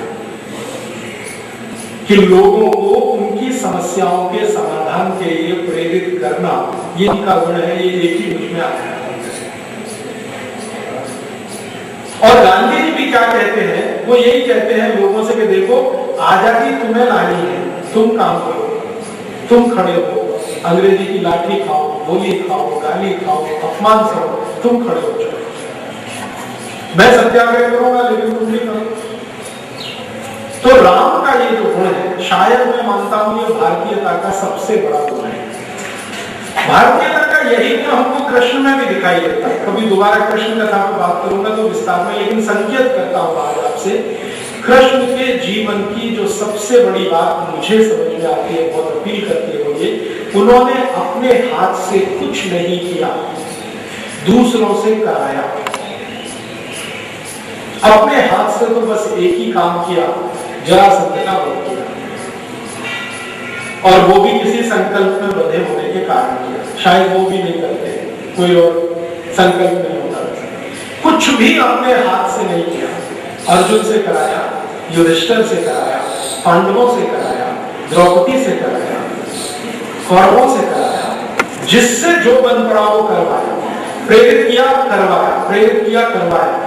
केमिस्ट्री में हम उसको कैटलिस्ट कहते हैं। सारी भूमिका उनकी कैटलिस्ट की है, कृष्ण की। ये राम में से आई रक्षा है। राम ने ये स्थापित किया है एक गुण कि आप लोगों की समस्याओं का समाधान कर देंगे जब तक आप हैं तब तक ठीक है, जब आप चलेंगे तब समस्याएं फिर आने वाली है और ये फिर किसी दूसरे का इंतजार करेंगे, और इतने साल इंतजार के बाद फिर कोई मिलेगा, तब तक ये उसी दुख में पड़े रहेंगे, नरक में पड़े रहेंगे। तो इनको सक्षम बनाना है अपनी समस्याओं के समाधान से। ये कहकर जब वो जाते हैं तो वशिष्ठ कन्विंस हो जाते हैं कि तब तुमको सेना की जरूरत नहीं है, संसाधनों की जरूरत नहीं है, तुमको किसी चीज की जरूरत नहीं है, तुम जाओ। फिर आशीर्वाद उनको मिलता है। इसमें इस जो सीख है उनकी, ये जो गुण है, ये जो उनका स्वभाव बना है राम का, इसमें बहुत बड़ी भूमिका विश्वामित्र की। वशिष्ठ की तो भूमिका है ही, क्योंकि वशिष्ठ तो उनके राज्य के गुरु जैसे हैं। विश्वामित्र ने विद्या सिखाई है राम को। ये जो बाण की विद्या है, धनुष चलाने की विद्या है, तो विश्वामित्र की सिखाई गई है। और विश्वामित्र राम को एक बहुत बड़ी सीख देते हैं जो उनके जीवन पर काम आती है। वो ये कहते हैं, देखो शास्त्रों की विद्या जितनी आवश्यक है, शस्त्रों की विद्या भी उतनी ही आवश्यक है। तुमने शास्त्रों की विद्या बहुत ले रखी है, वशिष्ठ ने तुमको सब तरह से पढ़ा दिया है। वेदों का अध्ययन तुम कर चुके हो, उपनिषद तुम्हें मालूम है, वेदों का मर्म तुम जानते हो, उपनिषद तुम्हें कंठस्थ है, वगैरह वगैरह, ये सब वो वशिष्ठ से सीख लिया। शस्त्र विद्या तुमको नहीं आती है, क्योंकि वशिष्ठ का उस पर पारंगत नहीं है, एक्सपर्टाइज नहीं है, वो मुझे आती है। वो भी तुमको उतनी ही गंभीरता से सीखनी है जितनी गंभीरता से शास्त्र विद्या सीखी। क्यों? तो विश्वामित्र उनको समझाते हैं कि ज्ञान को संरक्षण रखने के लिए शक्ति की आवश्यकता होती है, राज्य को संरक्षित और सुरक्षित रखने के लिए भी शक्ति की आवश्यकता होती है। तो वो ये कहते हैं कि शक्ति को नकार नहीं सकते। वो कहते हैं अहिंसक होना ठीक है, लेकिन ताकतवर अहिंसक, कमजोर अहिंसक होना तो कोई मजबूरी की बात है। हिंसा अहिंसा का बहुत लंबा संवाद है राम का और विश्वामित्र का। तो राम कहते हैं हम तो अहिंसा वाले हैं, हमको क्या जरूरत है बाण की, धनुष की, गदा की और ये। तो वो कहते हैं कि अहिंसा का पालन तो कोई ताकतवर ही करता है, कोई महावीर ही करता है, साधारण लोग अहिंसा पालन नहीं कर सकते। तब राम जी को ये समझ में आता है, तब वो तैयार होते हैं शस्त्र विद्या के, और फिर शस्त्र विद्या में उतने ही पारंगत होते हैं जितने वो शास्त्र विद्या में। और विश्वामित्र उनको जब चलते हुए कहते हैं, जब वो उनके आश्रम से जा रहे हैं, तो वो कहते हैं कि तुमको अपने जीवन के पूर्वार्ध में शस्त्र विद्या की ही आवश्यकता होगी, और तुम्हारे जीवन का जो उत्तरार्ध है उसमें शास्त्र विद्या की आवश्यकता होगी। इसलिए तुम्हें अभी आवश्यक है शस्त्र विद्या। शास्त्र विद्या का शायद उत्तरार्ध में शायद विश्वामित्र कोई त्रिकालदर्शी होंगे, जिनको उनका आगे का जीवन दिखाई दे रहा है कि कैसा होने जा रहा है, रावण से युद्ध होने वाला है, राक्षसों से युद्ध होने वाले, तो वो कह रहे हैं शस्त्र विद्या पहले आवश्यक है। तो शस्त्र विद्या में पारंगत होते और वन गमन के लिए जाते हैं। तो वशिष्ठ कहते हैं कि अभी मुझे तुम्हारी चिंता नहीं है, क्योंकि जब तुम्हारे मन में इतनी स्पष्टता है तो अब तुमको सेना की जरूरत नहीं है, चाकरों की जरूरत नहीं है, नौकरों की जरूरत नहीं है, संसाधनों की जरूरत नहीं है। तुम जहां जाओगे वहीं ये सब आ जाएंगे। और वो निकल जाते हैं, और जब निकलते हैं तो सबसे ज्यादा समय उनका बीता है 14 वर्ष का भारत के साधारण लोगों के बीच में, जिनको आज की भाषा में, खराब भाषा में हम आदिवासी कहते हैं, और सरकार की तो गाली की भाषा में शेड्यूल्ड ट्राइब्स कहते हैं या शेड्यूल कास्ट है। सरकार तो सीधी गाली ही देती है, शेड्यूल कास्ट और शेड्यूल ट्राइब्स, ये सब गाली है। राम की भाषा में ये कहीं भी नहीं है। पूरे रामचरितमानस में पूरे कंबन रामायण में, वाल्मीकि रामायण में मैंने ऐसा कोई शब्द नहीं देखा आदिवासी शब्द है वनवासी, क्योंकि वनों के बीच में रहते हैं। कि आदिवासी कहां से आ गया हमारे देश में? आदिवासी शब्द के लिए मैं बहुत कोशिश करता रहा जानने की कब से प्रयोग हो रहा है हमारे देश में। राम के जमाने में नहीं है, कृष्ण के जमाने में भी नहीं है। पता चला कि यह शब्द लगभग 200 साल पुराना है, अंग्रेजों ने इसका इस्तेमाल करना शुरू किया। और अगर हम सही मायने में देखें तो हम सभी आदिवासी हैं, जंगल में रहते हो नहीं रहते। आदिवासी वाले निरंतर रहने वाले लोग एक ही स्थान पर, वो सभी आदिवासी हैं। तो हम तो सभी आदिवासी हैं, लेकिन हमारा क्लासिफिकेशन हो गया schedule tribe, schedule caste, backward class, upper backward class, lower class, पता नहीं कितने तरह के स्ट्रेटिफिकेशन, ये सब अंग्रेजों की देन। राम जी जा रहे हैं उन लोगों के बीच में जो वन में रहते हैं, कंदराओं में रहते हैं, और उनको वो वनवासी कह के संबोधित करते हैं। और ये इज्जत का शब्द है, छोटा शब्द नहीं। इसकी एक बार लक्ष्मण के साथ उनकी वार्ता है इस विषय पर, वनवासी शब्द। लक्ष्मण को यह शब्द पसंद नहीं आता। राम कहते हैं ये सब हमारे भाई बांधव हैं, वनवासी हैं, बस इतना ही अंतर है, हम पहलों में रहते हैं, ये वनों में रहते हैं। तो लक्ष्मण कहते हैं कि ये तो कुछ कम अकल वाले दिखाई देते हैं, कम पढ़े लिखे हैं, कम बुद्धि वाले हैं, कम ऐसा वो बोल रहे हैं। राम थोड़ा सुनते हैं, फिर थोड़े गाना करते हैं, कहते हैं अभी तुम सुनो ये क्या है। तभी वो वर्णन करते हैं कि ये वन क्या है। बहुत लंबा वर्णन और बहुत ही अच्छा है। मैं मानता हूं कि भारत के सब छोटे बच्चों को वो पढ़ना चाहिए। वन क्या है उसकी डेफिनेशन वो दे रहे हैं। और वनों में ये जो तरह तरह के पेड़ हैं, पौधे हैं, इनकी परिभाषाएं दे रहे हैं। पेड़ पौधों पर बैठने वाली जो चिड़िया हैं, पक्षी हैं, उनकी परिभाषाएं दे रहे हैं। फिर इसमें छोटे छोटे जो कीट हैं, पतंगे हैं, उनकी परिभाषाएं दे रहे हैं। और वो लक्ष्मण को समझा रहे हैं कि ये सब है इसलिए तुम हो, तुमसे ये नहीं। अभी एनवायरमेंटल प्रोटेक्शन की इससे बड़ी कोई डेफिनेशन दुनिया में नहीं हो सकती। ये जो सारी दुनिया में आज समस्या पैदा हुई है ना, पर्यावरण संरक्षण, पर्यावरण, मैं मानता हूँ श्री राम जी से ज्यादा पर्यावरण को समझने वाला कोई नहीं। जब वो बात करते हैं कि देखो ये छोटे छोटे जो जीव हैं, कीट हैं, पतंगे हैं, उनकी संख्या बताते हैं, लक्ष्मण को गिनाते हैं और 84 लाख गिनाते हैं। अब हमने कई बार सुना है कि 84 लाख योनियां होती हैं। वो योनियां क्या है? वो तरह तरह के जीव जंतुओं की जातियां, प्रजातियां। तो ये कहते हैं कि इनमें से हर एक का महत्व है। आधा घंटे का रामचंद्र जी का व्याख्यान है लक्ष्मण को चींटियों पर, आधा घंटे का। आधा घंटे को चींटियों के गुण बताए। देखो चींटी क्या होती है, कैसी होती है, क्या करती है। वहां पढ़कर मुझे पता चला, जो बाद में मैंने कंफर्म किया तो सच है, वो ये कहते हैं कि ये अद्भुत जीव है जो कभी सोती नहीं। तो वास्तव में चींटी सोती नहीं। ये अद्भुत जीव है जो अपने लिए कुछ करती नहीं है, जो भी करती है परिवार के लिए करती है, अपने लिए कभी कुछ नहीं करती, वो भी सही है। और ये अद्भुत जीव है जो सबसे ज्यादा संयमी है, क्योंकि जब बहुत क्राइसिस होती है तभी घर से बाहर आती है कुछ लेके जाने के लिए, नहीं तो आती ही नहीं। बचपन में मुझे याद आता है जब बहुत सारी चींटियां घर में निकलती थी और मेरी माता जी कहती थी जा आटा डाल के आओ, तो जैसे ही आटा डाला तो वो गायब हो जाती, मैंने उनकी जरूरत पूरी हुई तो चली जाती। और राम समझा रहे हैं कि प्रकृति में इनका बैलेंस क्या है, और अद्भुत बैलेंस है। फिर लगभग 40-45 मिनट का उनका इससे आगे का एक व्याख्यान है लक्ष्मण के लिए, वो है सफेद चींटी, व्हाइट एंट जिसको कहते हैं। आजकल हम लोग उसे दीमक कहते हैं।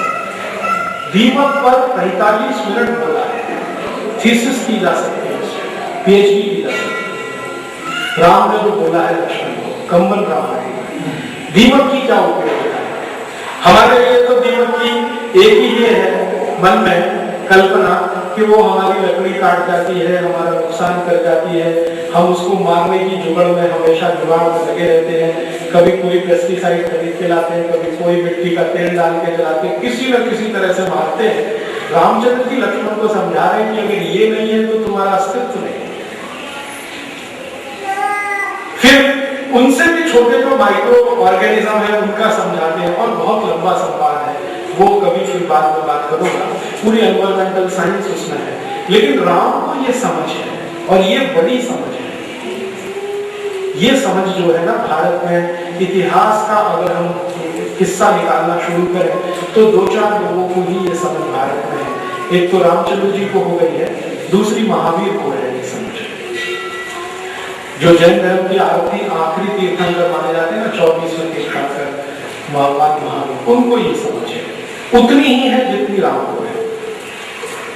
वो शायद ऐसा रहा होगा कि 14 साल इन्होंने भी तपस्या की है, 14 साल उन्होंने भी तपस्या की है, शायद ये तपस्या से ज्ञान आता होगा, हो सकता है।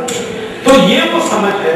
तब वो बताते हैं कि देखो ये जो बनवासी है ये इन सबके साथ रहते हैं, चींटी के साथ रहते हैं, दीमक के साथ रहते हैं, मक्खी के साथ रहते हैं, मच्छर के साथ रहते हैं। और राम बताते हैं कि देखो इनमें से एक भी जीव ऐसा नहीं है जो अनुपयोगी हो और हम उसको मार सके, एक भी इसमें से ऐसा नहीं। और तब वो सिखा रहे हैं लक्ष्मण को कि हमारे भारत की जो अहिंसा है वो इसमें से निकली,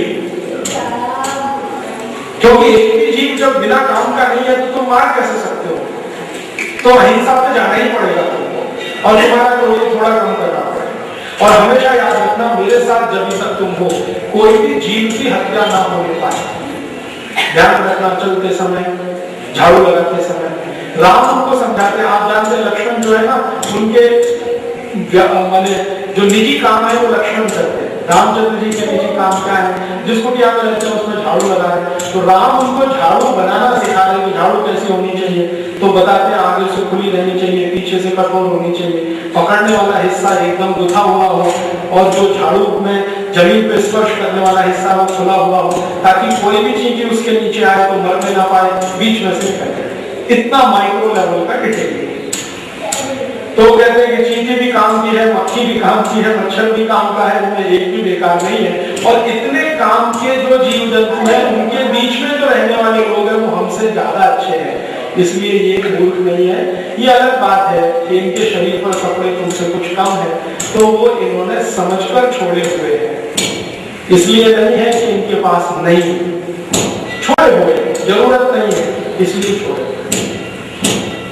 फिर बहुत सारे दूसरे गुण बताते हैं और जातियों के हिसाब से बताते हैं। जैसे भील एक जाति है, भील जाति के लोगों की क्या विशेषताएं हैं, हजारों साल से किस तरह की विशेषताएं हैं।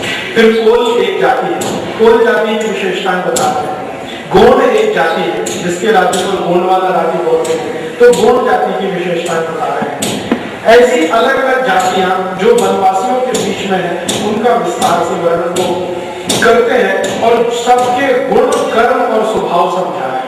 देखो इन जातियों में ये गुण है, ये इनका कर्म है, ये इनका स्वभाव है, ये इनमें गुण है, ये इनका कर्म है, ये इनका स्वभाव है, ये इनका गुण है, ये कर्म है, ये स्वभाव। और वो कहते हैं कि अगर तुम इनके गुण कर्म स्वभाव को समझ पाओ, परख पाओ, तो हमारे साथ इनकी दोस्ती बहुत अच्छी बनेगी और वो बराबर के स्तर की होगी। और अगर तुम इनके गुण कर्म स्वभाव को नहीं समझोगे तो हमारे इनके बीच का जो संबंध होगा वो राजा और प्रजा का होगा, मालिक और गुलाम का होगा, वो हमारे लिए अभिष्ट नहीं। तब लक्ष्मण को थोड़ी समझ आती है और फिर वो कहते हैं कि ये शास्त्र पढ़ो, ये शास्त्र पढ़ो, ये शास्त्र पढ़ो। और लक्ष्मण कहते हैं कि मेरे पास तो शास्त्र नहीं है, तो कहते हैं यहाँ जंगलों में बहुत सारे ऋषि हैं, उनके पास जाकर पढ़ना शुरू करो, कोई अच्छा मिले तो मुझे भी बताना, मैं भी जाकर पढ़ूंगा। इस तरह का होता है। ये समझने की बात है। हमारे भारत में आज ये समझ हम में से तो चली गई है, हमारे राजाओं में से तो बिल्कुल चली गई। राजाओं से मतलब हमारे आज के जो नेता है, जो प्रधानमंत्री बनते हैं, राष्ट्रपति बनते हैं, मुख्यमंत्री बनते हैं, उनमें किसी में ये समझ नहीं है पर्यावरण क्या होता है, आदिवासी क्या होते हैं, वनवासी क्या होते हैं, उनके गुण क्या है, उनके कर्म क्या है, उनके स्वभाव क्या है। हमने तो एक ही शब्द उनके साथ टैग कर दिया है, ये सब पिछड़ा वर्ग है, तो इनका विकास करना है। तो क्या करना है, अपने जैसा मूर्ख बनाना है। विकास करने से ये हम तो मूर्ख है ही, हमारे जैसे मूर्ख ये बने, माने अपना जंगल छोड़कर आ जाए और ये कंक्रीट के जंगल में रहना शुरू कर दें। इनकी 10 मंजिले की बिल्डिंग बना दें, पेड़ के नीचे रहते हैं, शुद्ध हवा खाते हैं, जीव जंतुओं के बीच में रहते हैं, उनके साथ सहचर का नाता रखते हैं, वो सब खत्म करके अपने जैसा बनाने में हम लगे।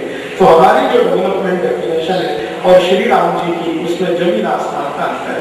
लक्ष्मण को वो बता रहे हैं, अंत में कहते हैं कि देखो सबसे ज्यादा विकसित ये है, उनसे कम हम यहाँ हैं तो इनके जैसा बनने की कोशिश करने के लिए है, क्योंकि इनके पास बहुत सारे गुण हैं। तो लक्ष्मण कहते हैं इनमें एक गुण नहीं है। जब उनके ये सब समझ में आता है, इनमें एक गुण नहीं है। क्या नहीं है? राम पूछते हैं, इनमें वीरता की कमी है। कहते तुमसे ज्यादा वीर है। और फिर उनका इतिहास बता रहे हैं, वीरों का, कोलों का, गोंडों का, जिन्होंने हजारों साल क्या क्या युद्ध लड़े और अपने को बचा के रखा। तो लक्ष्मण कहते हैं इनमें कोई तो दुर्गुण होगा। तो राम कहते हैं हाँ, इनमें एक ही दुर्गुण मुझे दिखाई देता है कि ये हमेशा किसी अवतार की प्रतीक्षा में है। यही इनका एक दुर्गुण है, बाकी इनमें कोई दुर्गुण नहीं। ये वीर है, साहसी है, स्वाभिमानी है, स्वावलंबी है, समझ बहुत है, प्रकृति की, पर्यावरण की, सब कुछ इनमें है। एक ही दुर्गुण आया है इनमें कुछ सालों में कि ये किसी अवतार की प्रतीक्षा में है कि कोई अवतार आएगा भगवान का भेजा हुआ तो हमारी दशा सुधारेगा या राज्य की दशा सुधारेगा। रामचंद्र जी कहते हैं कि इनके इसी दुर्गुण को समाप्त करने के लिए मैं प्रयास करना चाहता हूँ और इनको ये समझाना चाहता हूँ कि अवतार कोई नहीं आएगा, आएगा तो तुम्हारे बीच से आएगा। तुम अपने को ही अवतारी मानना शुरू करो। तो ये एक बहुत अच्छा संवाद है जिससे मिलता है। फिर आगे बढ़े इस कहानी में, तो जहां भी रामचंद्र जी को किसी दुष्ट को संहार करना है या यज्ञ कर्म में बाधा पैदा करने वाले को संहार करना या अधर्मी को संहार करना, तो कभी भी अयोध्या से सेना नहीं बुलाई उन्होंने। कितने भी बड़े संघर्षों में, रावण के साथ संघर्ष तो उनका अंतिम संघर्ष है। रावण के पहले छोटे छोटे सैकड़ों संघर्ष उनके हुए हैं दुष्ट लोगों से, पापियों से, अत्याचारियों से, अधर्मियों से। कभी भी अयोध्या की सेना नहीं बुलाई। तो लड़ा कैसे? उन्हीं लोगों की मदद से जिनके लिए लड़ना। अच्छा, उनको लड़ने के लिए तैयार करना है। तो रामचंद्र जी का जो समय है वन में रहने का, वो किस तरह का है? सुबह 4 बजे उठना, 3:45 बजे ब्रह्म मुहूर्त में उठना, उसके बाद अपना जो इष्ट देव को पूजा आदि करना, थोड़ा योग प्राणायाम जो करना, 45-50 मिनट 1 घंटे का समय खत्म करके फिर निकल जाते हैं अपने इन लोगों के बीच में उनको शस्त्र विद्या सिखाने के लिए। भीलों को सिखा रहे हैं, कोलों को सिखा रहे हैं, घोड़ों को सिखा रहे हैं। और ध्यान रखिए, इनमें कोई भी ऐसे लोग नहीं है जो शास्त्रों के द्वारा पंडित घोषित किए गए, जिनको बड़ा शास्त्रीय ज्ञान। साधारण लोग उनको सिखा रहे हैं शस्त्र चलाना, शस्त्रों के साथ अस्त्र चलाना। अस्त्र और शस्त्र का अंतर आप सब जानते हैं। तो अस्त्र शस्त्र चलाना सिखाना और उनका भरपूर उपयोग कैसे कर लेना है, ये वो उनको सिखा रहे हैं। ये नित्य कर्म है उनका, बिना किसी बाधा। रोज सुबह से 4 बजे से लेकर 6-7 बजे के बीच। उसके बाद फिर उनका दूसरा जीवन शुरू होता है। वो अध्ययन तो कर चुके हैं क्योंकि उनके गुरुओं ने, अब वो अध्ययन इनको करवाए जितना उनको है और इनको नहीं है, इस तरह का चलता है। फिर वो दोपहर का भोजन और थोड़ा विश्राम और फिर शाम को वही क्रम और रात हो गया। जब ये तैयार हो गए तब लड़ाई शुरू कर दी। अच्छा, एक दिन लक्ष्मण कहते हैं कि भैया आप तो चाहे अकेले लड़ सकते हैं, सिंहार कर सकते हैं, मार भी सकते हैं, हाँ मार भी सकते हैं, क्यों नहीं कर लेते? सुनता फिर कोई सवाल, मैं जब यहाँ से चला गया तो ये अपनी रक्षा कैसे करेंगे? इसलिए इनको तैयार करके इनसे लड़वाना है। मैं भी साथ में हूं, ये भी मेरे साथ में। तो ये तो बहुत धीरज का काम है, ये तो जल्दी नहीं होता, बहुत धीरज लगता है। किसी को ट्रेनिंग देकर तैयार करना, फिर इतना तैयार करना कि युद्ध के लिए तैयार है, तो वो ट्रेनिंग का समय उनका बहुत बड़ा है। प्रशिक्षण उनका जीवन का सबसे बड़ा काम है। और शायद सैकड़ों, हजारों ऐसे ऐसे लोग उन्होंने प्रशिक्षित किए। और जहां प्रशिक्षण देके सेना बना दिया, संगठन बना दिया, जो बहुत महत्व की बात है राम के जीवन से समझने की, कि जिस समाज में समस्या है उस समाज के लोगों को संगठित करके समस्या का समाधान करना है। तो समाज की समस्या समाधान करने के लिए संगठन बना दिया, शस्त्र आ गए, अस्त्र आ गए, ताकतवर हो गए, स्वाभिमानी स्वावलंबी हो गए, छोड़ दिया, कहा अब तुम चलाओ मैं चलता हूं। मैंने इसमें तो समझने की बात है वो ये कि राम चाहे तो वहां राजा बन के रहे और वो तैयार है उनको स्वागत करने, लेकिन सब कुछ करके उन्हीं के बीच में से किसी को राजा बना के उनको सब कुछ सौंप के फिर चल दिए, झोली डंडा उठा के अब किसी आगे। ये जो उनके जीवन में उनके स्वभाव में दिखाई देता है कि लंका जीतने के बाद खुद राजा नहीं बनते, विभीषण को राजा बना के चले आते हैं, ये उनके जीवन में शुरू से है। रावण का राज्य जीतने के बाद ही आया है ऐसा नहीं है, शुरू से उनके जीवन में ये चल रहा है। जहां भी छोटे छोटे राज्य हैं, जहां भी उन्होंने कोई बड़ी जीत हासिल की है, वहां उस स्थानीय व्यक्ति को राजा बनाया, सौंप दिया, आगे चले गए, फिर किसी को राजा बनाया, सौंप दिया, फिर आगे चले गए, फिर राजा बनाया, फिर सौंप दिया, फिर आगे। दशरथ में ये गुण नहीं है, दशरथ में ये गुण नहीं। दशरथ में क्या गुण है? जिस राज्य को जीत लिया हमेशा के लिए उसको अपने राज्य में मिला के रखना है, और इसको दशरथ चक्रवर्तित्व होने के लिए आवश्यक मानते हैं। राम उससे मतभेद। राम कहते हैं कि चक्रवर्ती वो है जो राज्य बनाए और सौंप के निकल जाए, और ये समझ बहुत देर में भारत के एक राजा को आई है, अशोक, जो बौद्ध धर्म का फिर सबसे बड़ा बताओ मंदिर बना है, वो राम के गुण से ही समझ आई। अब भारतीयता का शायद ये एक दूसरा बड़ा गुण बन गया है, राम ने स्थापित किया है, वही हमारे यहाँ भारतीयता हो गई है, ऐसा मुझे अभी समझ में आने लगा है। उन्होंने एक गुण स्थापित कर दिया ये कि जो लोग हैं, समस्या जिनकी है उनको प्रेरित करना, खड़ा करना, समस्या का समाधान कराना, उन्हीं के बीच में से किसी को राजा बनाना, अपने हाथ में कुछ नहीं लेना और निकल जाना।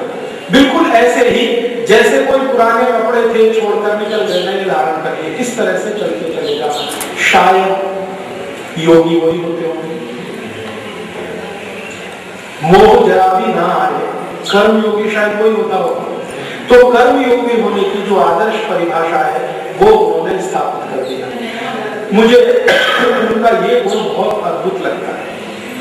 शायद कृष्ण में यही गुण राम से आया, जो अपने हाथ से कुछ नहीं करते हैं और राज्य स्थापित करके दूसरों को देते हैं। और फिर कृष्ण भी ये कहते हैं अपने जीवन के अंतिम दिनों में कि भारतीयता यही है, भारतीयता यही है जब हम कुछ भी हासिल करें, जरूरत पड़ने पर दूसरों को सौंप दें और निकल जाए बिना किसी मोह के। भारतीयता यही है। ये जो दूसरी एक संस्कृति दुनिया में फैली हुई है, जिसका जिक्र अभी थोड़ी देर पहले भारत करते थे, अमेरिकी और यूरोपियनिज्म, वो इसके ठीक विपरीत है। दूसरों को जीत लेना, हासिल कर लेना, फिर अपने बीच में गुलाम बना के सैकड़ों साल रखना, वो अमेरिकी ये भारत। तो भारतीयता के आदर्श स्थापित करने में राम का तो अद्भुत है।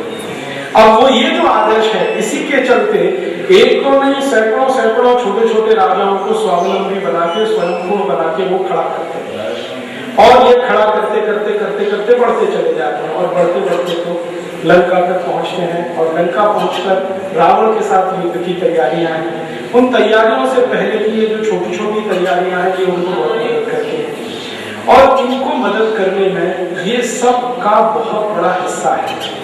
अब इसमें एक विशेष प्रसंग मैं आपको और सुनाना चाहता हूँ, उसके बाद इसको मैं खत्म करूंगा। और एक विशेष प्रसंग क्या है, मैंने आपसे मेरे व्याख्यान के शुरू में कहा था कि मैं समझना चाहता हूँ राम राज्य क्या है, वो इसी में से समझ में आया।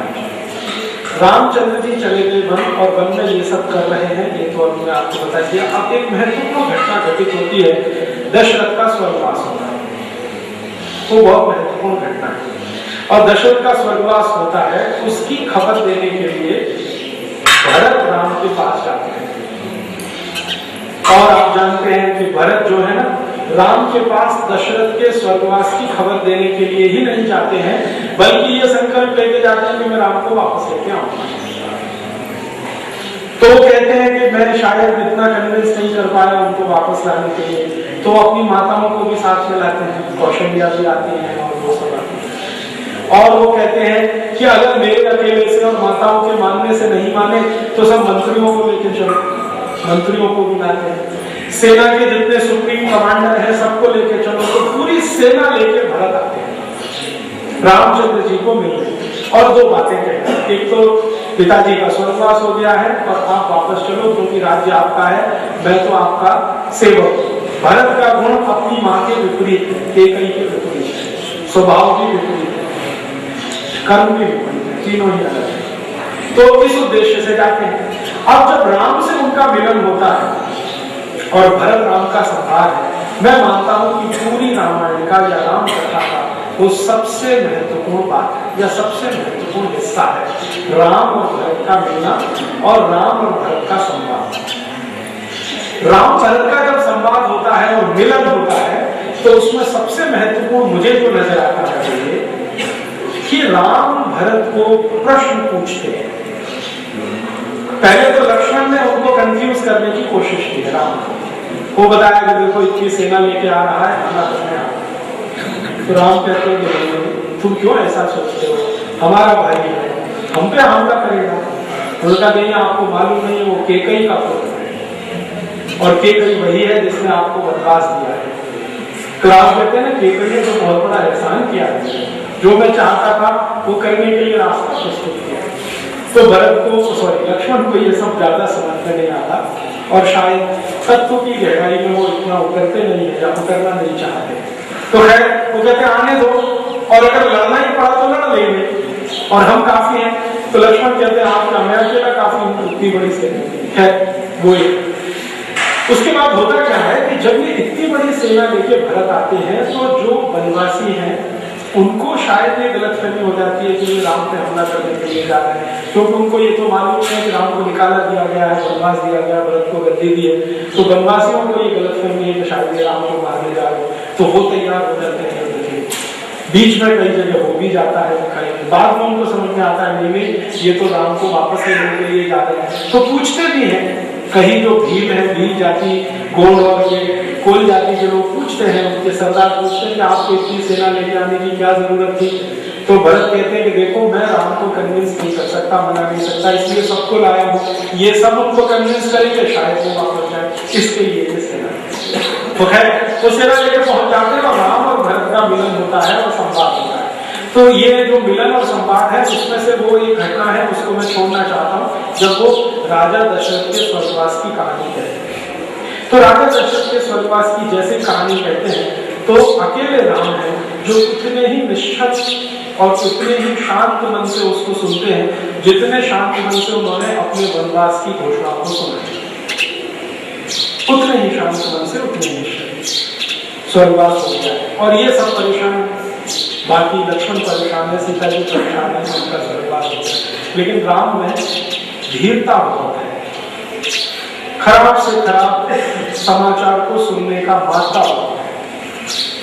वो जानते हैं कि उनके पिता उनको सबसे ज्यादा प्यार करते हैं, अब वो नहीं है इस दुनिया में, उनके दुखद निधन का समाचार भी उतनी ही शालीनता से सुनना, शांति से सुनना जितना अपने जीवन में सबसे खराब किसी चीज को सुनने का। तो वो सुन लेते हैं, उसके बाद वो बात नहीं खत्म होती, फिर वो बात करते हैं रामचंद्र जी भरत से संवाद करते हैं और वो संवाद जो है ना सबसे अच्छी तरीके से, थोड़ा तो वाल्मीकि में है और ज्यादा तो कंबर रामायण में है। तो विस्तार से संवाद क्या है, रामचंद्र जी उनसे प्रश्न पूछ रहे हैं, भरत से प्रश्न पूछ रहे हैं और प्रश्न ऐसे पूछ रहे हैं जिनको समझने की हम कोशिश करें तो समझ में आ जाता है राम राज्य क्या है। सारे प्रश्न इस तरह के। अब वो प्रश्न पूछ रहे हैं, उनकी संख्या लगभग 56 प्रश्न उन्होंने पूछे, 56 क्वेश्चन भरत जी को पूछे हैं राम ने। और एक से एक अद्भुत प्रश्न जो राम राज्य को समझने में हमको काफी कुछ मदद करता है। राम राज्य क्या है वो उन प्रश्नों से समझ जाना है। सबसे पहला प्रश्न पूछते हैं भरत, क्या तुम अपने गुरुओं का वैसे ही आदर करते हो जैसे मैं करता था? मेरे चले आने के बाद क्या तुम अपने गुरु का वैसे ही आदर करते हो जैसे मैं करता था? गुरु कौन? वशिष्ठ। और वशिष्ठ के समकक्ष बहुत। तो भरत उस प्रश्न को सुनकर उत्तर दे देते हैं कि हाँ करता हूं। राम फिर पूछते हैं क्या उतना ही जितना मैं? तो भरत पूछते आप इसको इतना जोर क्यों दे रहे और गुरु को ही क्यों कह रहे, और किसी का क्यों नहीं कहते? माँ का क्यों नहीं पूछते? माँ का आदर करते हो कि नहीं? पिता का करते हो कि नहीं? भाइयों का करते हो कि नहीं? या हमारे मंत्रियों का करते हो कि नहीं? अधिकारियों का करते हो कि नहीं? वगैरह वगैरह वगैरह वगैरह। तो राम उत्तर देते हैं, वो कहते हैं कि देखो गुरु और बाकी जितने भी तुमने नाम किए संबंधों में ये सब एक दूसरे से बहुत अच्छे दिखते हैं, सुंदर लगते हैं, शब्द अच्छे हैं, लेकिन तुलना नहीं है। गुरु बिल्कुल अलग है और ये बिल्कुल अलग है। क्या अंतर है भरत समझना चाहते हैं। तो कहते हैं कि देखो यही एक ऐसा व्यक्ति है गुरु जो बिना ईर्ष्या और द्वेष के सलाह देता है, बिना राग और द्वेष के सलाह देता है, बिना स्वार्थ के सलाह देता है। यही एक है गुरु जो कभी स्वार्थी नहीं होता, ईर्ष्यालु नहीं होता, राग द्वेष में नहीं पड़ता, किसी कामना के वशीभूत होकर नहीं कहता। यही है, इसलिए इसकी वेलबींग माने इसके बारे में सबसे अच्छे होने की मेरे मन में जो है वो मैं सुनना चाहता हूँ। उनका हाँ मैं वैसा ही करता हूँ, गुरुओं को बहुत सम्मान देता हूँ। तो मैं मानता हूँ राम राज्य माने क्या? जहाँ गुरुओं को सबसे अधिक आदर और सम्मान मिले, क्योंकि वो हमारे प्रति ना कोई राग, ना कोई द्वेष, ना कोई इच्छा, ना कोई अपेक्षा, बिना इसके हमको सलाह दे रहे हैं ऐसा करो, ऐसा मत करो, ऐसा करो, ऐसा मत करो, ऐसा।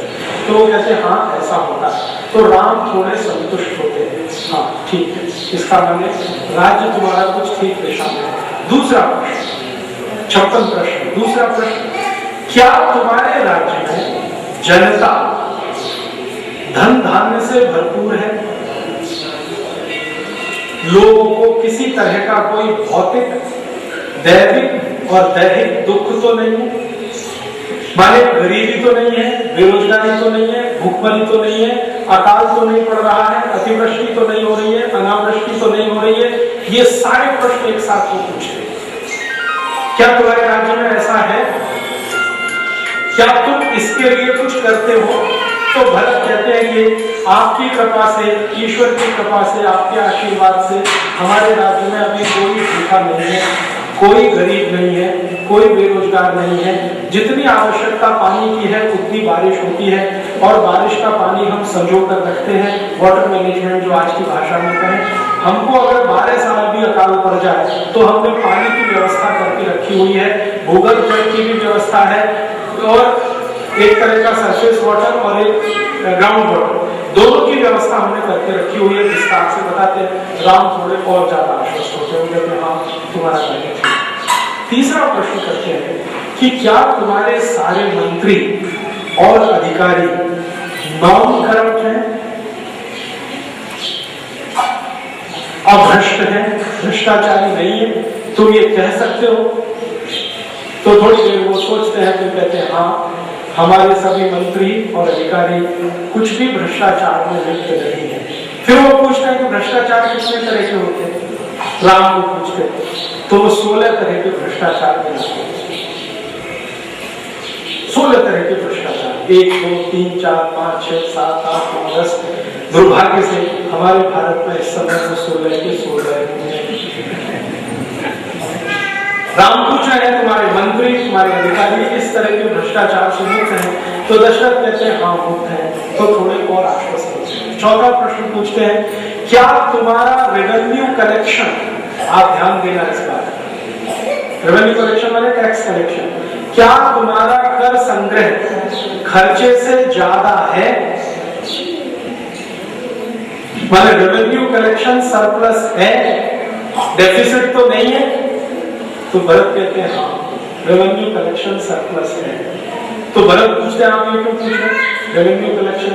वो कहते हैं कि अगर तुम्हारा कर संग्रह कर खर्चे से ज्यादा है, जिसको रेवेन्यू एक्सपेंडिचर कहते हैं, अगर रेवेन्यू इनकम रेवेन्यू एक्सपेंडिचर से ज्यादा है तभी राज्य को समृद्धशाली बना सकते हो।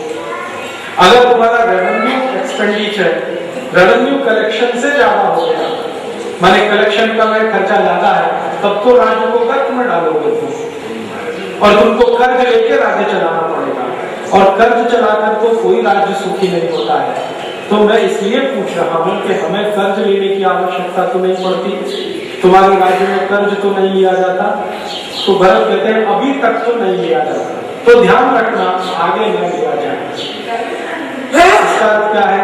राम राज्य में रेवेन्यू कलेक्शन एक्सपेंडिचर से हमेशा ज्यादा होगा, माने राम राज्य में कर्ज नहीं लिया जाएगा। भारत में आज की परिस्थिति में 18 लाख करोड़ रुपए का कर्ज लिया जा चुका है आजादी से पिछले 60 साल, और 30 राज्य है, 30 राज्यों ने ले लिया है। एक भी इस देश में ग्राम पंचायत ऐसी नहीं है जो कर्जदार ना हो, एक भी नगर पालिका ऐसी नहीं है जो कर्जदार ना हो, एक भी केंद्र सरकार ऐसी नहीं है जो कर्जदार ना हो। राम ये महत्वपूर्ण बात पूछ रहे हैं भारत से कि क्या तुम्हारा रेवेन्यू कलेक्शन एक्सपेंडिचर से ज्यादा है, अर्थात कर्ज का जरूरत तो नहीं पड़ती है। तो भारत कह रहे हैं कि हाँ बिल्कुल जरूरत नहीं। चौथी महत्वपूर्ण बात पूछते हैं, क्या तुम्हारे राज्य की सेना सब तुम्हारे आदेश का पालन करती है? सेना के अधिकारी तुम्हारे साथ आदेश को मानने के लिए प्रेरित होते हैं? तुम्हारे व्यक्तित्व ने तुम्हारी सेना के सेनाधिकारियों को प्रेरित किया हुआ है? तो भरत कहते हैं हाँ, कि मेरे सभी सेनाधिकारी मेरे से प्रेरित हैं और मैं जैसा कहता हूं वैसा करने के लिए तैयार है। तो राम कहते हैं हाँ ठीक है, तुम्हारा राज्य सही दिशा में है। आगे एक और प्रश्न पूछते हैं, क्या तुमने अपने राज्य में न्याय की स्थापना की है? न्याय की स्थापना से मतलब भरत पूछ रहे हैं, तो कह रहे हैं कि दुष्टों को दंड और सज्जनों को प्रोत्साहन तुम्हारे राज्य में मिलता है? तो भरत कहते हैं हाँ, आपकी ही नीति पे मैं चलता हूँ, जितने भी दुष्ट हैं उनको मैं दंड देता हूँ और सज्जनों को स्थापित करता हूँ। न्याय तो यही है, राम कहते हैं न्याय तो यही है, दुष्टों को दंड मिले, सज्जनों को प्रोत्साहन मिले। लेकिन राम फिर उसमें एक सब्सिडियरी क्वेश्चन कर रहे हैं कि क्या तुम्हारे राज्य में दुष्टों को खुले आम दंड दिया जाता है या नहीं? लेकिन मानवीयता से, तो लेकिन और दंड तो खुलेआम मिलना चाहिए लेकिन मानवीयता से। ऐसा करते हो जैसे चोर है, उसने चोरी किया, उसको दंड लोगों के सामने मिलता है। कोई ठग है, ठगी किया, उसका दंड लोगों के सामने होता है। कोई बलात्कारी है, उसने बलात्कार किया, लोगों के सामने उसको दंड दिया जाता है, लेकिन मानवीयता से। ऐसा तुम करते हो? तो भरत कहते हैं हाँ करता हूं। अर्थात राम राज्य में दुष्टों को दंड लोगों के सामने होना। क्यों होना? ताकि दूसरे लोग दुष्टता करने से बचें। ये राम राज्य की नीति है। अभी जो होता है दंड किसी जेल की कोठरी में होता है, कोई देख भी नहीं सकता। ये अंग्रेजों की व्यवस्था। राम की व्यवस्था में दुष्टों को दंड खुले में होना चाहिए, लेकिन मानवीयता माने उसके मनुष्य होने का ध्यान रखते हुए उसको दंड दो, लेकिन खुले आम, सरे आम। हम बहुत बुराई करें अरब देशों की, लेकिन अरब देशों में ये राम राज्य की नीति है, वहां दुष्टों को दंड खुले आम मिलता है। कोई भी अरब देश में जाइए, बहरीन, कुवैत, ओमान, संयुक्त अरब अमीरात, वहां अगर किसी ने चोरी की है तो भरे चौराहे पर हाथ काटते हैं। बलात्कार किया है तो भरे चौराहे पर पत्थर मार के हत्या करते हैं। अगर चोरी की है, बलात्कार किया, कोई बड़ा गुनाह किया है, भीड़ भरे लोगों के सामने ये वो करते हैं। राम राज्य का पालन शायद कुछ अंशों में वो करते हैं, हम तो नहीं करते। हमारे यहाँ तो होता है मुकदमा भी बंद कमरों में चलता है, दंड भी बंद कमरों में दिया जाता है, काल कोठरी का दंड। ये अंग्रेजी नीति है, राम नीति नहीं है, राम राज्य की नीति।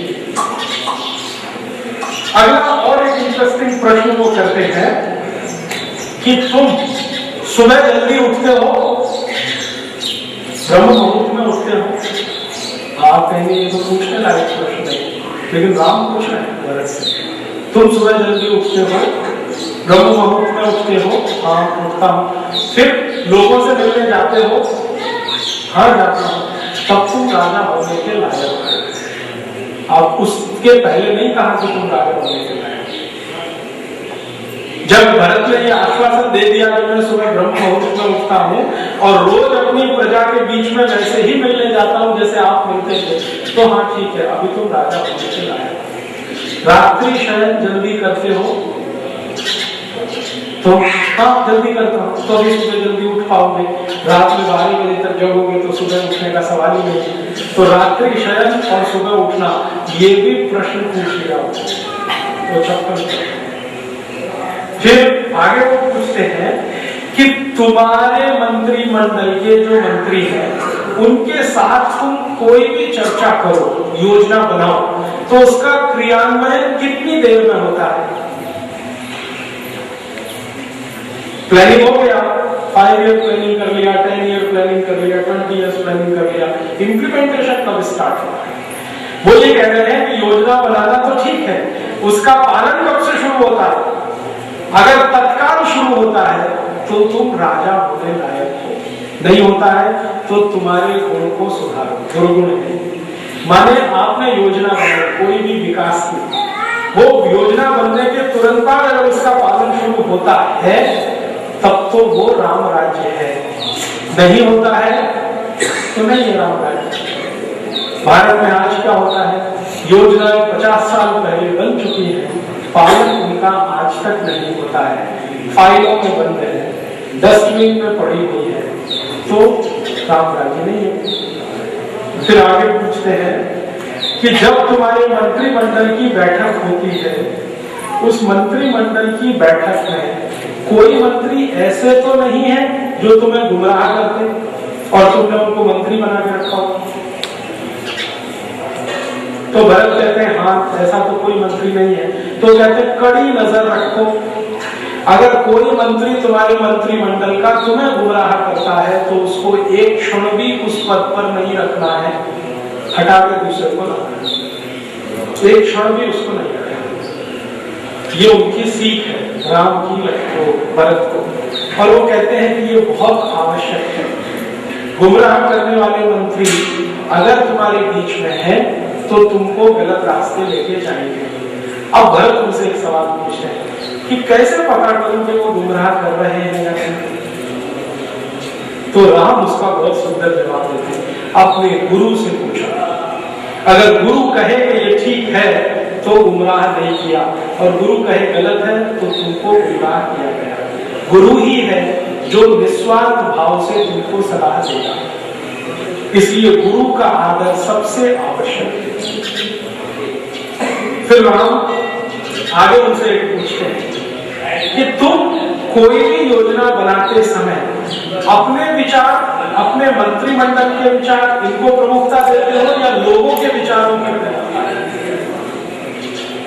तुमको लगता है ये योजना बहुत अच्छी है और लोग कहते हैं ये बिल्कुल अच्छी नहीं है, तो क्या करते हो? लोगों के विचार के साथ जाते हो या तुम अपने विचारों के साथ रहते हो? तो भरत कहते हैं मैं तो लोगों के विचार के साथ जाता हूं। तो कहते हैं कि फिर तुम ठीक रास्ते पर हो। डेमोक्रेसी तो यही है।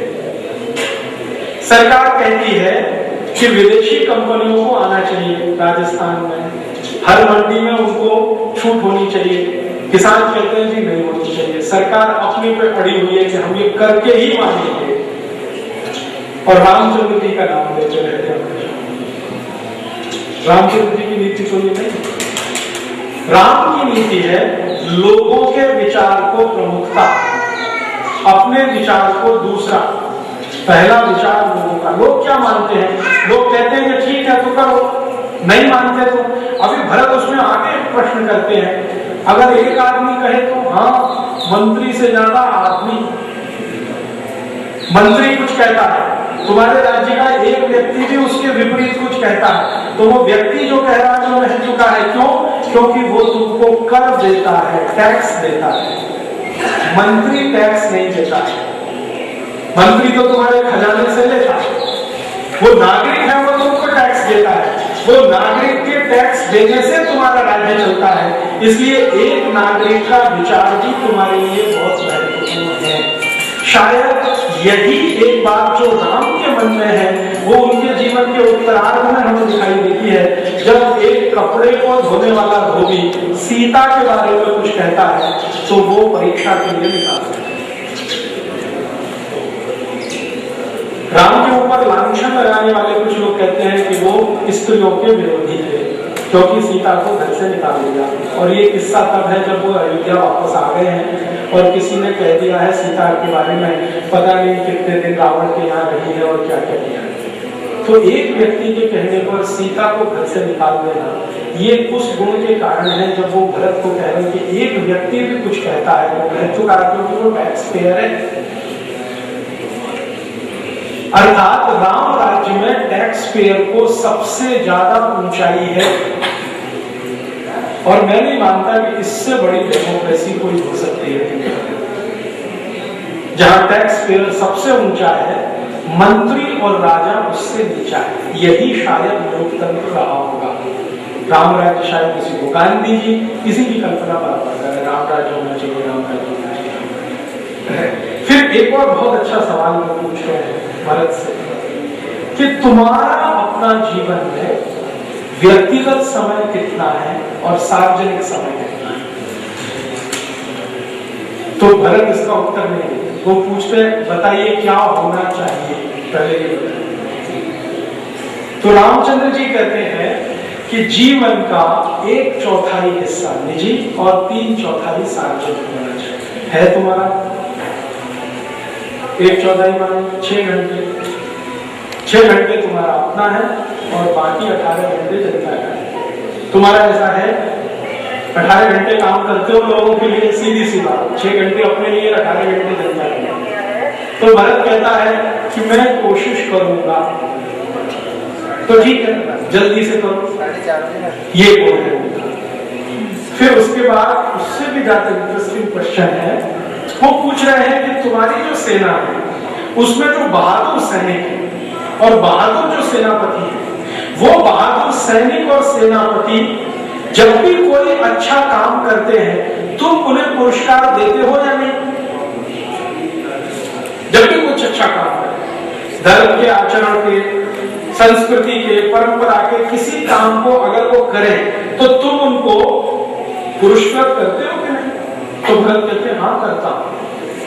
तो कहते हैं ठीक है, इसका माने अच्छा काम करने वाले जो सैनिक अधिकारी हैं या राज्य अधिकारी हैं उनको हमेशा पुरस्कृत करते रहना, उनको सम्मानित करते रहना, ये राम राज्य है। फिर एक आगे प्रश्न पूछ रहे हैं वो कि सेना के सैनिकों का और सेना के काम आने वाले घोड़े, हाथियों का भोजन व्यवस्था पर्याप्त है, संपूर्ण है, बराबर है, सैनिकों को बराबर मिल रहा है खाने पीने को, घोड़ों हाथियों को बराबर मिल रहा है खाने पीने को, कमी तो नहीं आ रही है। तो भरत कह रहे हैं हाँ बराबर है। माने आप मेरा देखिए कितने माइक्रो लेवल के क्वेश्चंस हैं, कितने छोटे छोटे प्रश्न कि सब सैनिकों को बराबर मिल रहा है, हाँ मिल रहा है, सेना के हाथियों को, घोड़ों को मिल रहा है, हाँ मिल रहा है। फिर आगे इससे भी ज्यादा पूछते हैं कि सभी सैनिक तुम्हारे राज्य से खुश हैं, प्रसन्न हैं, तुम्हारी नीतियों से सहमत हैं, उनको कोई दुख तो नहीं है, व्यक्तिगत दुख तो नहीं है, कहीं कोई परेशानी तो उनको नहीं है, और तुम उसके लिए कुछ समय निकालते हो कि नहीं।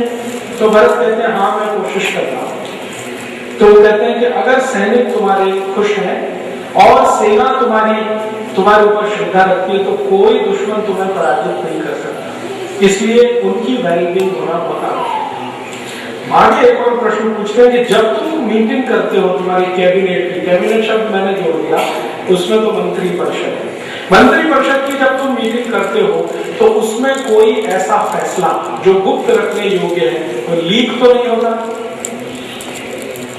अगर लीक होता है तो तुमको मंत्रिपरिषद बदलनी पड़ेगी, और लीक नहीं होता तो ठीक है। कोई भी बात जो तुम्हें लगती है सीक्रेट है वो सीक्रेट रहती है या तुरंत बाहर आ जाती है, वो कहते हैं हाँ रहती है। अभी क्या होता है कैबिनेट की मीटिंग में कोई भी फैसला हो, अखबार वालों को पट से एक minute of the record briefing करते हैं सभी मिनिस्टर्स, नाम नहीं बताएंगे, ऑफ द रिकॉर्ड ब्रीफिंग करेंगे तो पता चलता है। भरत को पूछ रहे हैं कि क्या तुम्हारे यहाँ सीक्रेसी मेंटेन होती है? भरत कहते हैं हाँ होती है। फिर आगे पूछ रहे हैं लोगों की सुरक्षा का क्या है, लोग सुरक्षित हैं तुम्हारे राज्य में दुश्मन से, आंतरिक दुश्मनों से, बाहरी हमले से? तो भरत कहते हैं हाँ सुरक्षित है। फिर पूछते हैं तुम्हारे राज्य में अगर कोई नया व्यक्ति बाहर से आता है तो उस पर तुम्हें नजर रहती है कि नहीं? कोई भी बाहर से आया, व्यापार करने आया है, ज्ञान देने आया है, सेवा करने आया है, लेकिन उस पर तुम्हारी नजर है कि नहीं? तुमको मालूम है कि नहीं कौन व्यक्ति तुम्हारे राज्य में आ गया? तुम्हारे गुप्तचर तुम्हें वो बताते हैं कि नहीं? तो भरत कह रहे हैं हाँ, कभी बताते हैं कभी नहीं बताते। तो कहते हैं तुम्हारी गुप्तचर व्यवस्था ठीक करो। क्यों पूछ रहे हैं? बाहर से आने वाले हर अजनबी पर इतनी नजर क्यों रखना?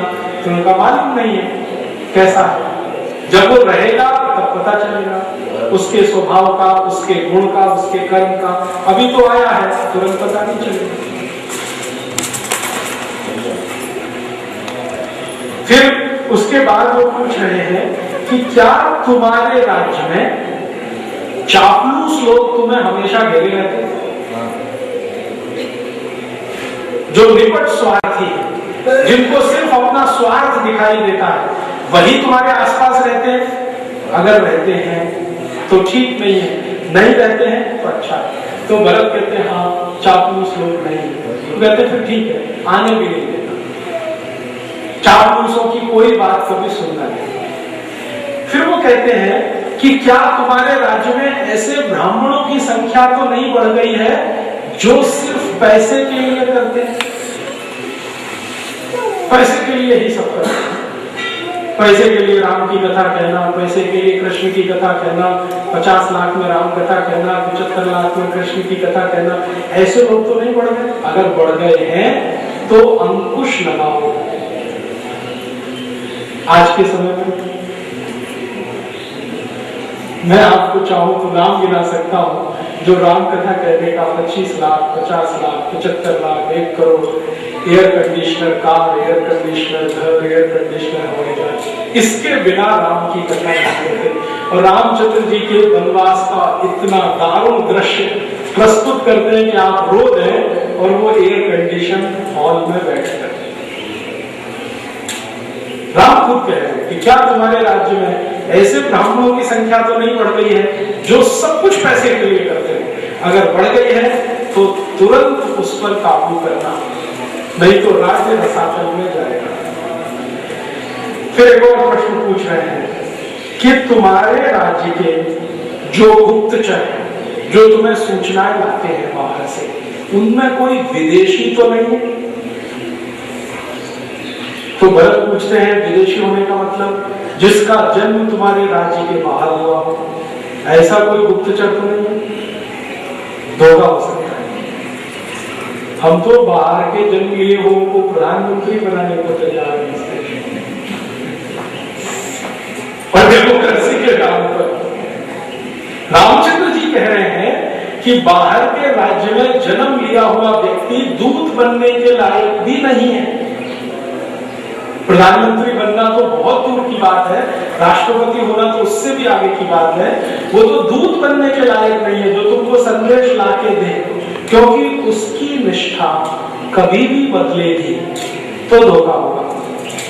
इसलिए तुम्हारे अपने जो दूतों की व्यवस्था है उसमें कोई विदेशी मूल का तो नहीं? सीधा सा प्रश्न है।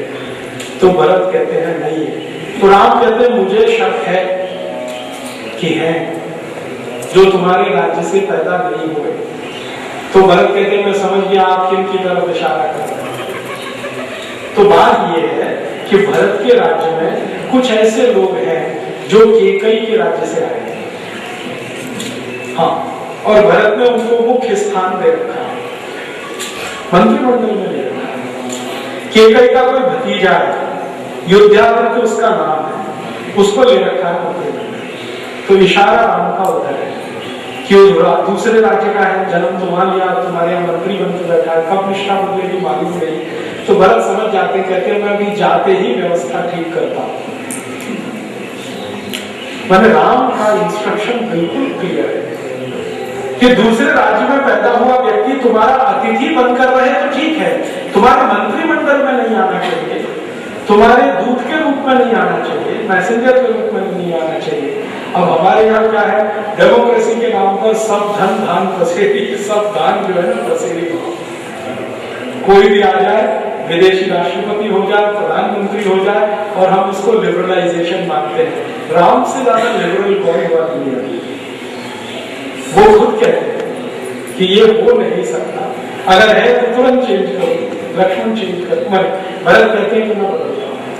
फिर उसके बाद एक और महत्व की बात कहते हैं राम, जो आज के समय में बिल्कुल लागू होती है, हम उसको समझना चाहें तो इससे समझते हैं। वो ये कहते हैं कि तुम्हारे राज्य में मुद्रास्फीति तो नहीं, इन्फ्लेशन जिसको हम कहें तो महंगाई तो नहीं, महंगाई तो नहीं बढ़ रही, अगर बढ़ रही है तो काबू में करो, और नहीं बढ़ रही है तो ठीक है।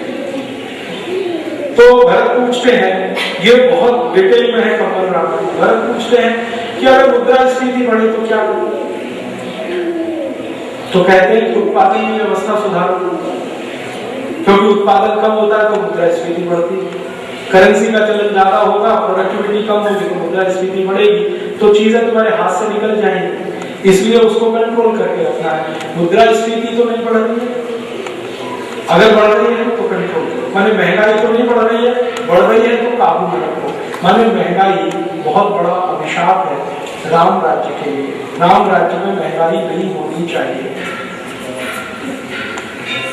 फिर वो कहते हैं कि तुम्हारे जो अधीनस्थ हैं, छोटे या बड़े, सबको पगार तनख्वाह समय से मिलती है। ऐसा तो नहीं है कि 1 तारीख का दिन निश्चित है और 20 तारीख को तनख्वाह मिले, या 2 महीने बाद मिले, या 3 महीने बाद मिले। सबकी पगार समय से मिलती है। अगर मिलती है तो विद्रोह नहीं होगा, नहीं मिलती तो व्यवस्था में विद्रोह होगा, राज्य चलाना मुश्किल हो जाएगा। फिर रामचंद्र जी पूछते हैं कि तुम अतिथियों का स्वागत करते हो अपने राज्य में? अतिथि देवो भव की हमारी जो रघुकुल की परंपरा है उसका निर्वहन करते हो? तो भरत कहते हैं हाँ करते हैं। फिर वो पूछते हैं कि तुम्हारे राज्य के जो बुजुर्ग हैं, बूढ़े और बच्चे, उनके प्रति तुम्हारा रवैया कैसा है? जवान है वो तो छोड़ो, जो बुजुर्ग हैं और जो बच्चे हैं उनके प्रति तुम्हारा व्यवहार कैसा है? उनको अतिरिक्त स्नेह की, प्रेम की, करुणा की जरूरत है, क्या मिलता है? तो भरत कहते हैं हाँ मिलता है, ऐसा ही मिलता है जैसे तुम पिताजी को देते थे। एक और प्रश्न करते हैं, दशरथ को जिस तरह से तुम स्नेह करते थे, प्रेम देते थे, ऐसा राज्य के सभी बुजुर्गों को प्रेम और स्नेह मिलता है राज्य की तरफ से? अगर मिलता है तो राज्य ठीक है, नहीं मिलता है तो ठीक करो। माने वहां दृष्टि है राम की कि जो बुजुर्ग हैं